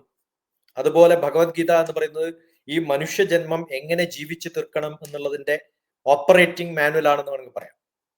ഞാൻ എങ്ങനെയൊക്കെ എൻ്റെ ഇന്ദ്രിയങ്ങളെ ഉപയോഗിക്കണം, എങ്ങനെയൊക്കെ എൻ്റെ മനസ്സിനെ ഓപ്പറേറ്റ് ചെയ്യണം, എൻ്റെ ആത്മാവിനെ ഞാൻ എങ്ങനെ ഓപ്പറേറ്റ് ചെയ്യണം. അതെവിടെയെങ്കിലും തെറ്റായിട്ട് ഉപയോഗിച്ചാൽ ഈ മിഷന് അതിന്റെ പ്രൊഡക്ടിവിറ്റി, അതിന്റെ കാതല്, അതിന്റെ കൃത്യമായ ഔട്ട്പുട്ട് കൊടുക്കാൻ പറ്റില്ല എന്ന് പറയാറുണ്ടല്ലോ. അതിൽ കൊടുക്കുന്ന ഇലക്ട്രിസിറ്റിയുടെ 230 വോൾട്ട് എന്നൊക്കെ പറഞ്ഞ് 230 കൊടുത്തിട്ടില്ലെങ്കിൽ അടിച്ചു പോയി. അതുപോലെ നമ്മുടെ ജന്മത്തിൽ നമ്മൾ എന്തൊക്കെയാണ് അറിയേണ്ടത്, എന്തൊക്കെയാണ് ചെയ്യേണ്ടത് എന്നുള്ളത് മാനുവൽ ഫോർ ഓപ്പറേഷൻസ്. ഒരു മനുഷ്യനെ മനുഷ്യനാക്കി മാറ്റാൻ, മാനവികത നമുക്ക് തരാൻ പറ്റുന്ന ഏറ്റവും വലിയ ഒരു ഗ്രന്ഥം എന്ന് പറയുന്ന ഭഗവത്ഗീതയിലൂടെയാണ് നമ്മൾ പോകുന്നത്. അപ്പൊ ഈ ഓരോ വാക്കും കാണുന്നത് ഭഗവാൻ നമ്മളെ സൃഷ്ടിച്ച സമയത്ത് നമുക്ക് തന്നിട്ടുള്ള മാനുവൽ ആണെന്ന് ഓർത്താൽ മതി. വളരെ ശരിയാണ്. ഓപ്പറേറ്റിംഗ് മാനുവൽ തന്നെയാണ് ഭഗവത്ഗീത. നമുക്ക് അറിഞ്ഞുകൂടാ നമ്മൾ എങ്ങനെയാണ് നമ്മളെ തന്നെ പ്രവർത്തിപ്പിക്കേണ്ടത്. നമ്മുടെ മനസ്സും ശരീരവും ഒന്നും അറിയില്ല. അത് പ്രവർത്തിപ്പിക്കാനുള്ള ഒരു മാനുവൽ ഭഗവാൻ നമുക്കൊപ്പം നൽകിയിട്ടുണ്ട് എന്നുള്ളത് വലിയൊരു സത്യമാണ്. അങ്ങ് പറയുമ്പോഴാണ് നമ്മൾ ഒരു കുറ്റബോധം പോലും തോന്നിപ്പോകുന്നു. ഭഗവാനോട് നീതി പുലർത്തിയിട്ടില്ല എന്ന് തോന്നിപ്പോവുകയാണ്. അത്ര മനോഹരമായിട്ടാണ് അത് വിവരിച്ചത്. അടുത്തത് ഭഗവത്ഗീത 3-ാം അധ്യായം കർമ്മയുഗത്തിലെ 19-ാമത്തെ ശ്ലോകത്തിലേക്ക് കടക്കുകയാണ്. ഭഗവാൻ തുടരുകയാണ്. തസ്മാദസക്ത സതതം കാര്യം കർമ്മ സമാചര അസക്യോ ഹ്യാചരൻ കർമ്മ പരമാപ്നോതി പുരുഷഃ. അതുകൊണ്ട് തസ്മാത്, എവിടെ തസ്മാത് എന്ന് പറയുന്നോ ഒരു കൺക്ലൂഡിങ് സ്റ്റേറ്റ്മെന്റ് ആണെന്നൊക്കെ പറയും. കൺക്ലൂഷൻ എവിടെ വരുന്നുണ്ടോ ഭഗവാൻ അപ്പ തസ്മാത് എന്ന് പറയും. അതിനു മുമ്പ് പറഞ്ഞിട്ടുള്ളതൊക്കെ വിട്ടാലും തസ്മാത്തിൽ തുടങ്ങിയാൽ മതി നമ്മള്. അപ്പൊ തസ്മാത് അസക്ത സതതം, അസക്തനായിട്ട് കർമ്മം ചെയ്യാം, ആസക്തി ഇല്ലാതെ കർമ്മം ചെയ്യാം. എനിക്ക് വേണം എനിക്ക് വേണം എനിക്ക് വേണം എന്നുള്ള തോന്നലില്ലാതെ കർമ്മങ്ങൾ ചെയ്താൽ മതി. അങ്ങനെ ചെയ്താൽ കാര്യം കർമ്മ സമാചര, ആ കർമ്മങ്ങള് നന്നായി ചെയ്യുകയും വേണം,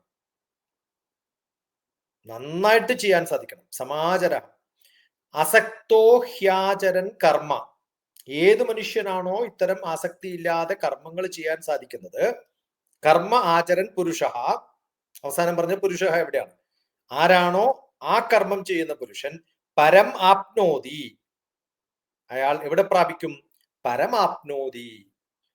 ആ പുരുഷ, അങ്ങനെ കർമ്മം ചെയ്യുന്ന പുരുഷ, അയാൾക്ക് എന്ത് പറ്റും, പരമാപ്നോതി, അയാൾ പരമാപ്നോതി പുരുഷനായിട്ട് മാറും. അതുകൊണ്ട് ആസക്തി കൂടാതെ കർമ്മം ചെയ്യുക എന്നുള്ളതാണ് നമ്മൾ ചെയ്യേണ്ടത്. കർമ്മം ചെയ്യുന്നത് ശരി തന്നെ, പക്ഷെ എനിക്ക് വേണ്ടി എന്നുള്ള തോന്നൽ വേണ്ട. നിസ്സംഗത്തെ പറയാറില്ല, നിസ്സംഗമായിട്ട് ചെയ്യണം, എനിക്ക് വേണ്ടിയിട്ടല്ല എന്നുള്ള ആ ഒരു ബോണ്ടേജ് ഇല്ലാതെ ഞാൻ കർമ്മം ചെയ്യുമ്പോൾ പരമപദത്തെ പ്രാപിക്കാൻ എനിക്ക് വേറെ ഒന്നും വേണ്ട എന്നുള്ളതാണ്. അങ്ങനെ ചെയ്യുന്ന വ്യക്തികളെ ഏറ്റവും നല്ല വ്യക്തി ആരാണെന്നുള്ളതിന്റെ എക്സാമ്പിളും, അങ്ങനെ ചെയ്താൽ ലോകം നമ്മളെ പ്രകീർത്തിക്കുമെന്നും നമ്മളെ ഫോളോ ചെയ്യുമെന്നും ഉള്ളതാണ് അടുത്ത ശ്ലോകങ്ങൾ. അങ്ങനെ അതുകൊണ്ട് ഇമോഷണലി അർജുനനെ അങ്ങനെയൊക്കെ ആയി മാറിയാൽ നിനക്ക് നന്നാവാം എന്ന് ഓർമ്മിപ്പിക്കുന്ന തരത്തില് അദ്ദേഹത്തെ ഒന്നും കൂടി പൊട്ടൻഷ്യലി നല്ല എഫക്റ്റീവ് ആക്കിയിട്ട് മാറ്റാൻ വേണ്ടിയിട്ടുള്ള ഒരു ഉത്തേജന മന്ത്രമാണ് അടുത്തുള്ള ശ്ലോകങ്ങളൊക്കെ. 20ഉം 21ഉം ഒക്കെ കൂടെ ചെല്ലാവുന്നതാണ്.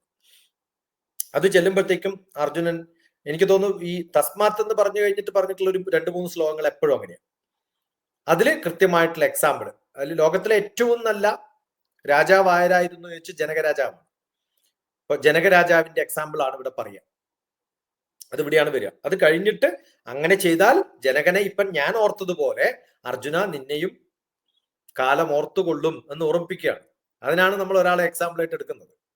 ഈ മഹാത്മാഗാന്ധിയെ കുറിച്ച് എന്തിനാ നമ്മൾ പഠിക്കുന്നതെന്ന് ചോദിച്ചാൽ, ഓ മഹാത്മാഗാന്ധി അങ്ങനെയൊക്കെ ചെയ്തു, നല്ല മനുഷ്യൻ എന്ന് പറഞ്ഞ് കിടന്നുറങ്ങാനല്ല. അങ്ങനെ ഞാനും ചെയ്താൽ എന്നെയും ലോകം ഓർക്കും. അങ്ങനെയാണല്ലോ കുട്ടികളൊക്കെ നമ്മൾ മോട്ടിവേറ്റ് ചെയ്യിപ്പിക്കുക. അതേപോലെ ഒരു മോട്ടിവേറ്റ് ചെയ്യിപ്പിക്കാൻ വേണ്ടിയിട്ടുള്ള ഒരു തന്ത്രമാണ് ഇവിടെ ഡോക്ടർ കൃഷ്ണൻ ഉപയോഗിച്ചിരിക്കുന്നത്. ഇവിടെ നിസ്സംഗത എന്ന് പറയുമ്പോൾ പലരും തെറ്റിദ്ധരിക്കാറുണ്ട്.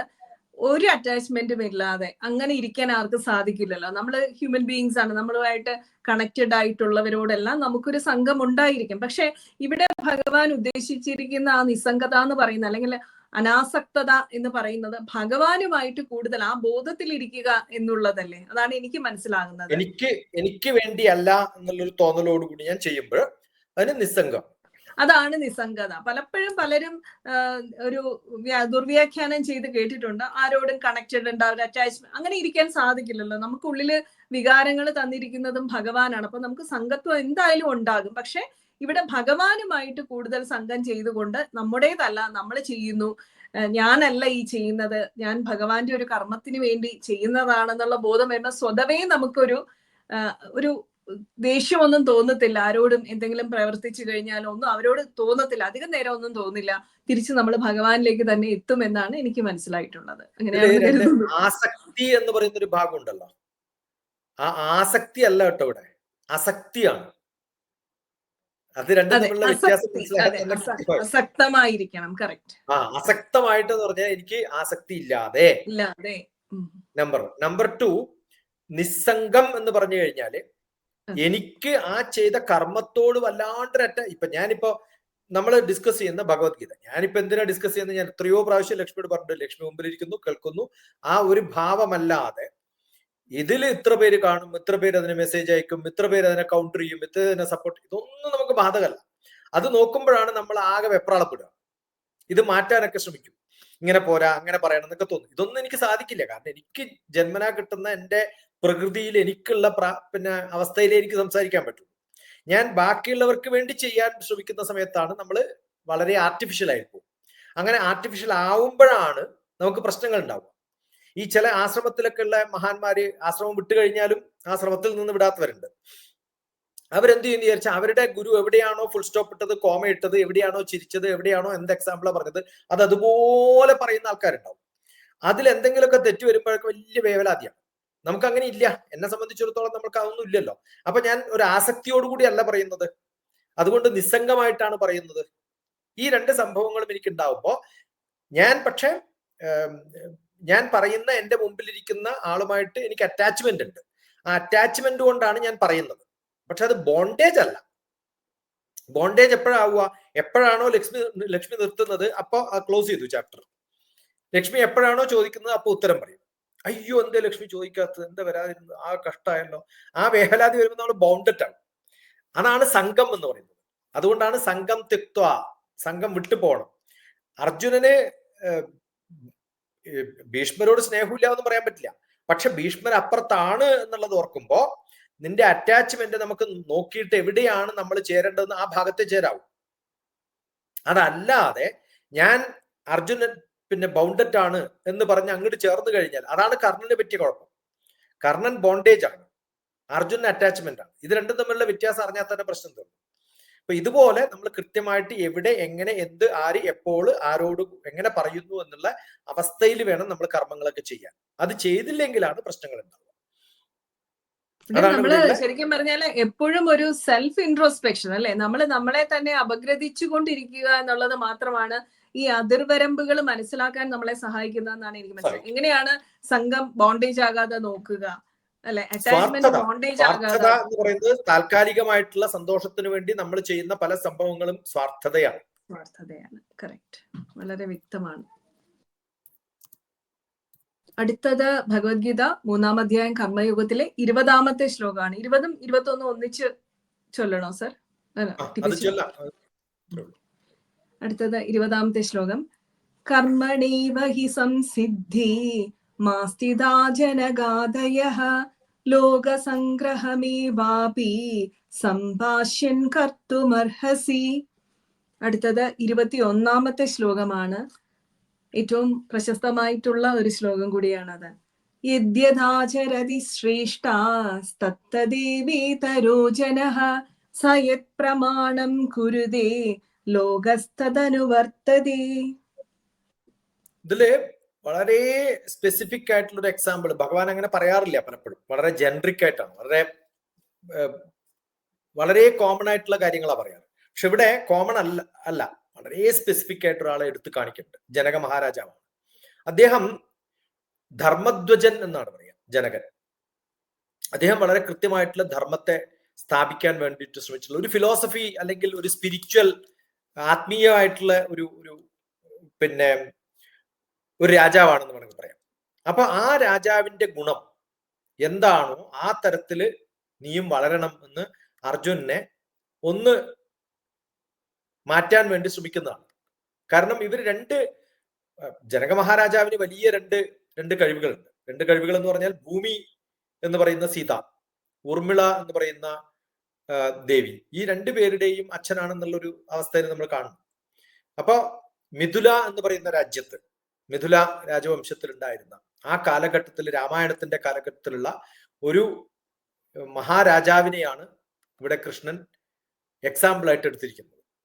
ജനകാദയ, ആസ്തിത ജനകാദയ, അവിടെ ജനകന്റെ പേരാണ്. എങ്ങനെയാണോ ജനകരാജാവ് ഏത് അവസ്ഥയിലേക്ക് എത്താൻ സാധിച്ചു, അല്ലെങ്കിൽ സ്വന്തം മകളെ രാമനൊന്നും വിവാഹം കഴിച്ചു കൊടുക്കാൻ പറ്റില്ലല്ലോ, അത്ര വലിയ മഹാരാജാവായതുകൊണ്ടല്ലേ അതിന്റെ കഴിവുണ്ടായിരുന്നത്. അപ്പൊ ആ അവസ്ഥയിലേക്ക് കർമ്മണ്യേഹി സംസിദ്ധിം ആസ്ഥിത ജനകാദയ, എങ്ങനെയാണോ ജനക മഹാരാജാവ് കർമ്മം ചെയ്തത് ആ അവസ്ഥയിൽ, ജനക മഹാരാജാവ് എന്ന് മാത്രമല്ല ജനകാദയ ആ കൂട്ടത്തിൽപ്പെട്ടിട്ടുള്ള ആൾക്കാരെന്ന് പറഞ്ഞിട്ടുണ്ട്. ഒരു സ്പെസിഫിക് ആയിട്ട് പറഞ്ഞിട്ടില്ല ഭഗവാൻ ഇവിടെ. പക്ഷെ അത്തരത്തിൽപ്പെട്ടിട്ടുള്ള ജനകാദികൾ എന്നാണ് ആ ഗ്രൂപ്പിൽപ്പെട്ടിട്ടുള്ള എല്ലാ മഹാന്മാരും ചെയ്തിട്ടുള്ളത് പോലെ തന്നെ സംസിദ്ധിം ആസ്ഥിത, ഒരു സിദ്ധിയെ, പരമമായ പദത്തെ എങ്ങനെയാണോ അദ്ദേഹം പ്രാപിച്ചത്, ലോകസംഗ്രഹം കശ്യപൻ ആ ഒരു എങ്ങനെയാണോ ഒരു മനുഷ്യൻ ഒരു മനുഷ്യൻ എന്ന് പറയുന്ന ഒരു വ്യക്തി എങ്ങനെയാണോ ലോകസംഗ്രഹം ചെയ്യാൻ വേണ്ടിയിട്ട്, ലോകത്തിന്റെ ഗുണത്തിന് വേണ്ടിയിട്ട്, ലോക നന്മയ്ക്ക് വേണ്ടിയിട്ട് ഏവ അപി കർത്തും അർഹസി, കർമ്മം ചെയ്യാൻ വിധിക്കപ്പെട്ടിട്ടുണ്ട് എന്ന് പറഞ്ഞിട്ട് എന്തെങ്കിലുമൊക്കെ കാട്ടിക്കൂട്ടുന്നതിന് പകരം ലോക നന്മയ്ക്ക് വേണ്ടിയിട്ട് എങ്ങനെയാണോ ചെയ്യാൻ സാധിക്കുക, അങ്ങനെ ചെയ്താൽ ആരെ പോലെയാവും? ജനകാദികളെ പോലെ വളരെ പ്രാവീണ്യമുള്ള ആ മഹാ ഋഷിമാര്, അത് രാജാക്കന്മാരെന്നല്ല പറയാം, അവരൊക്കെ കർമ്മണ്യേഹി സംസിദ്ധിം ആസ്ഥിതോ ജനകാദയ, ആ രാജാവ് എന്നുള്ള വാക്കുമല്ല അവിടെ ഉപയോഗിക്കേണ്ടത്, ആ രാജഋഷിമാര്. അതുകൊണ്ടാണ് രാജഋഷി എന്നുള്ള പേര് അവർക്ക് ഉണ്ടാവുന്നത്. അത് സ്പിരിച്വൽ മാസ്റ്റേഴ്സും ആണ്. നമ്മുടെ പിന്നെ കൊട്ടാരത്തിലൊക്കെ കവികളായിട്ടുള്ള, ചിത്രകാരന്മാരായിട്ടുള്ള മഹാരാജാക്കന്മാരൊക്കെ അറിയപ്പെടുന്നത് രാജാവ് എന്നുള്ളതിലല്ല. എപ്പോഴും ഇപ്പൊ രവിവർമ്മയായാലും മഹാരാജാവായിരുന്നു അല്ലല്ലോ ആള് പറയാം. ഉടനെ പറയും സ്വാതി തിരുനാൾ എന്ന് പറയുമ്പോൾ മഹാരാജാവെന്നല്ലല്ലോ ആള് പറയാം, പാട്ടുകാരനെന്നല്ലേ പറയാം. അതുപോലെ ജനകൻ ആരാണെന്ന് ചോദിച്ചാൽ ഫിലോസഫർ ആയിരുന്നു, വലിയ അറിവുള്ള ഒരു വ്യക്തിയായിരുന്നു, വലിയ ആത്മീയ പുരുഷനായിരുന്നു. അങ്ങനെ ആയിട്ടുള്ള ഒരു വ്യക്തിയാണ് നമ്മൾ ആവേണ്ടത്. ആരാണ് നാളെ അർജുനൻ എന്ന് ചോദിച്ചാൽ ഒരു വില്ലാളി വീരനാണെന്ന് പറഞ്ഞാൽ പോരാ, കർമ്മത്തിന്റെ അധിപനായിരുന്നു, ഇദ്ദേഹത്തെ ധർമ്മത്തിന്റെ അധിപനായിരുന്നു എന്ന് പറയുന്ന പോലെ കർമ്മത്തിന്റെ അധിപനായിരുന്നു അർജുനൻ. എല്ലാ അറിവുകളുമുള്ള ആളായിരുന്നു. അതിൽ ഡിവോഷനോടുകൂടി, ആത്മീയതയോടുകൂടി മിനുക്കുപണി ചേർത്തിട്ട് കർമ്മം ചെയ്തിട്ടുള്ള വ്യക്തിയാണ്. അതുകൊണ്ട് നീ എന്ത് ചെയ്യണം? സംപശ്യൻ കർത്തുമർഹസി, നീ കർമ്മം ചെയ്യേണ്ടവനാണ്. അതുകൊണ്ട് കർമ്മം ചെയ്യണം. ആര് ചെയ്തതുകൊണ്ട്? രാമന്റെ കാലത്ത് രാമന്റെ ഫാദർ ഇൻ ലോ ചെയ്തതുകൊണ്ട് നീ ചെയ്യണം എന്ന് പറയുന്നത് ഇക്വലന്റ് ആണ്. അങ്ങനെയൊക്കെയാണല്ലോ എക്സാമ്പിൾ പറയാം. അതുകൊണ്ട് അങ്ങനെ ചെയ്താൽ ഇയാൾ എന്താവും? അവസാനം ഇയാള് ഒരു സെൽഫ് സെറ്റ് എക്സാമ്പിൾ ആയിട്ട് മാറും അടുത്ത ജനറേഷന് വേണ്ടിയിട്ട്. ഇയാളെയും ആൾക്കാർ ഡ്യൂപ്ലിക്കേറ്റ് ചെയ്തോളൂ, ഇയാളെയും ആൾക്കാർ ഫോളോ ചെയ്യും, ഇയാളെ കുറിച്ച് ബാക്കിയുള്ളവർ പറയും. ഇതാണ് പറയാൻ. ഇതേ ശ്ലോകം തന്നെ ഇനി വരുന്ന കുറെ ശ്ലോകങ്ങൾ 22, 23, 24 ഇതിന്റെ ഒരു എക്സ്പ്ലനേഷൻ പോലെയൊക്കെയാണ് വരിക. അപ്പൊ ഇതാണ് ക്രക്സ് ഓഫ് ദ ഭഗവത്ഗീത. യദ്യതാ ജനതി ശ്രേഷ്ഠ തത്തദൈവേതരോചന സയത് പ്രമാണം ഗുരുതേ ലോകസ്ഥതനുവർത്തതേ. ഏത് ശ്രേഷ്ഠനായിട്ടുള്ള ശ്രേഷ്ഠ യത് യത് ആചരതി, ഏത് ശ്രേഷ്ഠൻ എങ്ങനെ, എന്ത്, എവിടെ, എപ്പോ ആചരിച്ചുവോ അത്തരം ഈ ഇതരഹ ജന തത് തത് ഏവഹ, ബാക്കി ജനങ്ങളൊക്കെ, അന്യജനങ്ങള് ഇത് ഇടയ്ക്കിടയ്ക്ക് ഓർമ്മിച്ചിട്ട് അതുപോലെ ആചരിക്കാൻ ശ്രമിച്ചുകൊള്ളും. ഇതരഹ ജനഹ തത് യത് യത് ഏവഹ, അവിടെ ഇവിടെ എവിടെ എങ്ങനെ എപ്പോ വേണമെങ്കിലും ചെയ്തുകൊണ്ടിരിക്കുന്ന എത്ര വേണമെങ്കിലും നമുക്ക് ചേർക്കാം. സയത് പ്രമാണം ഗുരുതേ, അവൻ അതിനെയൊക്കെ പ്രമാണമായിട്ടെടുക്കും. ഡോക്യുമെന്റഡ് എവിഡൻസ് എന്നൊക്കെ പറയില്ലേ നമ്മള്, അതിനെയാണ് പ്രമാണം എന്ന് പറയുന്നത്. അത് പ്രമാണമായിട്ട് എടുത്തോളും. ലോക തത് അനുവർത്തതേ, ലോകനും അതിനെ അനുവർത്തിച്ചു കൊണ്ടിരിക്കും. ഇത് പറയുമ്പോ ഇൻഡയറക്റ്റ് ആയിട്ട് കൃഷ്ണൻ പറയുന്നത്, നീ അഥവാ യുദ്ധം വേണ്ട എന്ന് വെച്ചിട്ടൊക്കെ പോയി കഴിഞ്ഞാൽ അതും ജനങ്ങൾ ഇതുപോലെ പറഞ്ഞു നടക്കും. ഇതിനേക്കാളും ഇരട്ടി പറയുന്ന അർത്ഥം. ഞാൻ നേരത്തെ പറഞ്ഞല്ലോ, നന്മ ചെയ്യുമ്പോൾ പ്രകീർത്തിക്കാൻ കുറച്ചു പേര് ഉണ്ടാവുള്ളൂ, പക്ഷെ തിന്മ ചെയ്യുമ്പോൾ അതിനെക്കുറിച്ച് പറയാൻ കുറെ പേരുണ്ടാവുന്നത് പോലെ അർജുന, നീ ഇതൊക്കെ വെച്ചിട്ട് ഓടിപ്പോയി കഴിഞ്ഞാല്, ഞാൻ ആ ട്രഡീഷനിലുള്ള ഒരാളാണ്, രാമന്റെ അടുത്ത ജന്മാണ് ഞാൻ. ഇതേപോലെ എന്റെ ഫാദർ ഇൻ ലോ ആയിരുന്ന ഒരാളുടെ അവസ്ഥയിലാണ് അർജുന നിന്നെ ഞാൻ കാണുന്നത്. എന്നുവെച്ചാൽ ആലോചിച്ച് നോക്കണം, രാമന്റെ ഫാദർ ഇൻ ലോ ആണ് എക്സാമ്പിൾ ആയിട്ട് കൃഷ്ണൻ പറയുന്നത്. അപ്പൊ അർജുനൻ താഴെയുള്ളവനാണ്, കീഴെയുള്ളവനാണ്, ചേച്ചിയുടെ മകനാണ്, ഒക്കെ ആയാലും സണ്ണിലോ ആക്കാൻ അല്ലെങ്കിൽ ബ്രദറിലോ ആക്കാൻ ശ്രമിക്കുന്നുണ്ടോ, സണ്ണിലോ ആക്കാൻ ശ്രമിക്കുന്നുണ്ടോ ഒന്നുമല്ല ആലോചിക്കുന്നത്. നിന്നെ ഞാൻ കാണുന്നത് ഫാദർ ഇൻ ലോ എങ്ങനെയായിരുന്നു അതേപോലെ ആവണം എന്നാണ് പറയുന്നത്. എന്താ നല്ലൊരു എക്സാമ്പിളാ കൊടുത്തിരിക്കുന്നത് നോക്കും. അല്ലെങ്കിൽ വേറെ എത്രയോ ആൾക്കാരെ എക്സാമ്പിൾ ആയിട്ട് എടുക്കാം, അങ്ങനെയൊന്നും എടുത്തിട്ടില്ല ഭഗവാൻ. അതുകൊണ്ട് ഇതിനെ കൃത്യമായിട്ടും എന്തിനെയാണോ പ്രമാണമാക്കുന്നത് ആ പ്രമാണം നാളെ നിനക്കെതിരെ തെറ്റായിട്ട് ഭാവിക്കും എന്നൊരു ഇൻഡയറക്റ്റ് ഹിന്റും കൂടി ഇവിടെ കൊടുക്കുന്നുണ്ട്. അത് ഏത് കാലഘട്ടത്തിലും ശ്രേഷ്ഠ പുരുഷന്മാരുടെ സാധാരണ മനുഷ്യന്മാര് എപ്പോഴും അനുകരിക്കാൻ ശ്രമിച്ചിട്ടുണ്ട്. അതുകൊണ്ടാണ് നമ്മൾ സോഷ്യൽ സ്റ്റഡീസിൽ ഞാൻ നേരത്തെ പറഞ്ഞതുപോലെ മഹാത്മാഗാന്ധിയുടെയും ടാഗോറിന്റെയും ഒക്കെ ഈ സ്വാമി വിവേകാനന്ദന്റെ ഒക്കെ കഥകൾ നമ്മൾ വായിക്കുന്നത്. അതുകൊണ്ട് തന്നെ ആ ഉത്തമമായ മാതൃക നമ്മുടെ മുമ്പിൽ ഉള്ളപ്പോ അത് കയറി പിടിച്ചിട്ട് എന്ത് ചെയ്യണം? അത് കടമയായിട്ട് എടുത്തിട്ട് അർജുനൻ ചെയ്യേണ്ട കാര്യങ്ങൾ കൃത്യമായിട്ട് ചെയ്തു കൊള്ളണം. അത് ഒബ്ലിഗേഷനാണ്. അത് ഒരു ആക്ഷൻ ചെയ്യാനുള്ള ഒരു അറിവുള്ളവൻ ഇതൊക്കെ ഉണ്ടാവും. നമ്മളിപ്പോ ആരെങ്കിലും പറയും മഹാത്മാഗാന്ധി, അതാരാടോ എന്ന് ചോദിച്ചാൽ എന്ത് പറയും നമ്മള്? അതുപോലെയാണ് ഈ ജനകൻ ആരാണ് എന്ന് നീ പഠിച്ചിട്ടില്ലേ മോനെ? ആ പഠിച്ചിട്ട് എന്താ കാര്യം? യുദ്ധതന്ത്രങ്ങൾ പഠിപ്പിക്കുമ്പോൾ ഈ മിലിറ്ററിക്കാർക്കൊക്കെ ഒരു സ്വഭാവമുണ്ട്. നമ്മൾ സാധാരണ എല്ലാ സിനിമയിലും മിലിറ്ററിക്കാരെ പരിഹസിച്ചുകൊണ്ട് കാണാറുള്ളതാണ്. അവര് മിലിറ്ററിയിലുള്ള യുദ്ധത്തിന്റെ കഥകൾ ഇങ്ങനെ പറഞ്ഞു നടക്കുന്ന പല സിനിമയിലും കാണില്ലേ. അതെന്താ കാരണം എന്നറിയോ? പലർക്കും അറിയില്ല. അത് എന്താ വെച്ചാല് മിലിറ്ററിയില് എപ്പോഴും പഴയ മിലിറ്ററിയുടെ കഥകൾ ഇങ്ങനെ പറഞ്ഞു കേൾപ്പിക്കും. അത് കേട്ട് കേട്ട് കേട്ട് പറഞ്ഞ് ശരിക്കുമ്പോഴാണ് അവർക്ക് യുദ്ധം ചെയ്യാനുള്ള ഒരു സന്നദ്ധത ഉണ്ടാവും. ആ സന്നദ്ധത ഉണ്ടാക്കാൻ വേണ്ടിയിട്ട് ഈ കഥകൾ പ്രചരിപ്പിക്കണമെന്ന് അവരുടെ ട്രെയിനിങ് സെന്ററുകളിലെ സ്ഥിരം പരിപാടിയാണ്. അതുപോലെയാണ് ഇവിടെ കൃഷ്ണൻ ചെയ്യുന്നത്. അർജുനോട് പറയാണ്, ഈ അയാളെ കുറിച്ച് ആലോചിച്ചു, ഇയാളെ കുറിച്ച് ആലോചിച്ചു എന്നൊക്കെ പറയുമ്പോൾ ഉടനെ റെഡി ആയിക്കോളും എന്നുള്ളൊരു തോന്നല്ല. നല്ലൊരു ശ്ലോകമാണ്. യദ്യതാചരതി ശ്രേഷ്ഠ തത്ത ദൈവീതരോചന സയത് പ്രമാണം ഗുരുതേ ലോകസ്ഥതരു വർത്തതേ. നമ്മളെ കാണുമ്പോൾ നമ്മളെ പോലെ ആവണം എന്ന് ആരെങ്കിലും ആഗ്രഹിച്ചു കഴിഞ്ഞാൽ, അങ്ങനെ ആരെങ്കിലും ഇങ്ങനെയൊക്കെ ആവണം എന്ന് ആരെങ്കിലും നമ്മളോട് ഒരു പ്രാവശ്യം പറഞ്ഞു കഴിഞ്ഞാൽ ഉറപ്പാണ് അദ്ദേഹം ആചാര്യന്റെ സ്ഥാനത്തെത്തിയെന്നുള്ളത്. ആചാര്യൻ എന്നുള്ള ഡെഫിനിഷൻ അതാണ്. ആരെ കാണുമ്പോഴാണോ നമ്മൾ അയാളെ പോലെ ആവണം നമ്മൾ ആഗ്രഹിക്കുന്നത്, അദ്ദേഹം ആചാര്യനാണ്. അപ്പൊ ഒരാളെങ്കിലും ഉണ്ടായാൽ അത് അയാളുടെ ആചാര്യനാണ് മറ്റേയാളെന്ന് അർത്ഥം. കാരണം അത് കാണിച്ചു കൊടുക്കുകയാണ്, പറയല്ല ചെയ്യുന്നത്. കർമ്മം ചെയ്ത് ആചരണം ആണ് ആചാര്യന്റെ ലക്ഷണം. എനിക്ക് മാത്തമാറ്റിക്സ് ആചാര്യനാവണമെങ്കിൽ ഞാൻ മാത്തമാറ്റിക്സ് ഉപയോഗിക്കണം, പഠിപ്പിച്ചാൽ പോരാ. ആ ഉപയോഗിക്കുന്നത് കണ്ടിട്ട് എന്റെ കുട്ടികള് ഇദ്ദേഹം മാത്തമാറ്റിക്സ് ശരിക്കും ഉപയോഗിക്കണല്ലോ, എനിക്കും ഇദ്ദേഹത്തെ പോലെ മാത്തമാറ്റിക്സ് അറിയണം എന്ന് ആഗ്രഹിച്ചിട്ട് നമ്മുടെ അടുത്ത് വരുന്നിട്ട് പഠിക്കുമ്പോഴാണ് ആ ഉത്തേജനം ഉണ്ടാവും. അതുണ്ടാവും. നമുക്ക് ഇന്ന് 21-ാമത്തെ ശ്ലോകത്തിൽ നിർത്താം. 3-ാം അധ്യായം മനോഹരമായിട്ടാണ് ഈ ആചാര്യൻ എന്നുള്ള പദത്തിന് പോലും ഒരു വിവരണം നൽകിയത്. നമ്മൾ ചെയ്യുന്നത് മാത്രമേ നമുക്ക് പറയാൻ അവകാശമുള്ളൂ. അത് കണ്ടിട്ടാണ് മറ്റുള്ളവര് നമ്മളെ അനുകരിക്കുന്നത് എന്നുള്ളതാണ് ആചാര്യന്റെ ഒരു ഡെഫിനിഷൻ അല്ലെങ്കിൽ നിർവചനം പോലും എന്നുള്ള മനോഹരമായിട്ടുള്ള ഒരു വിവരണത്തോട് കൂടിയിട്ടാണ് TPSG നിർത്തിയത്. ഒരുപാട് നന്ദി. പാദ നമസ്കാരത്തോടു കൂടി നന്ദി.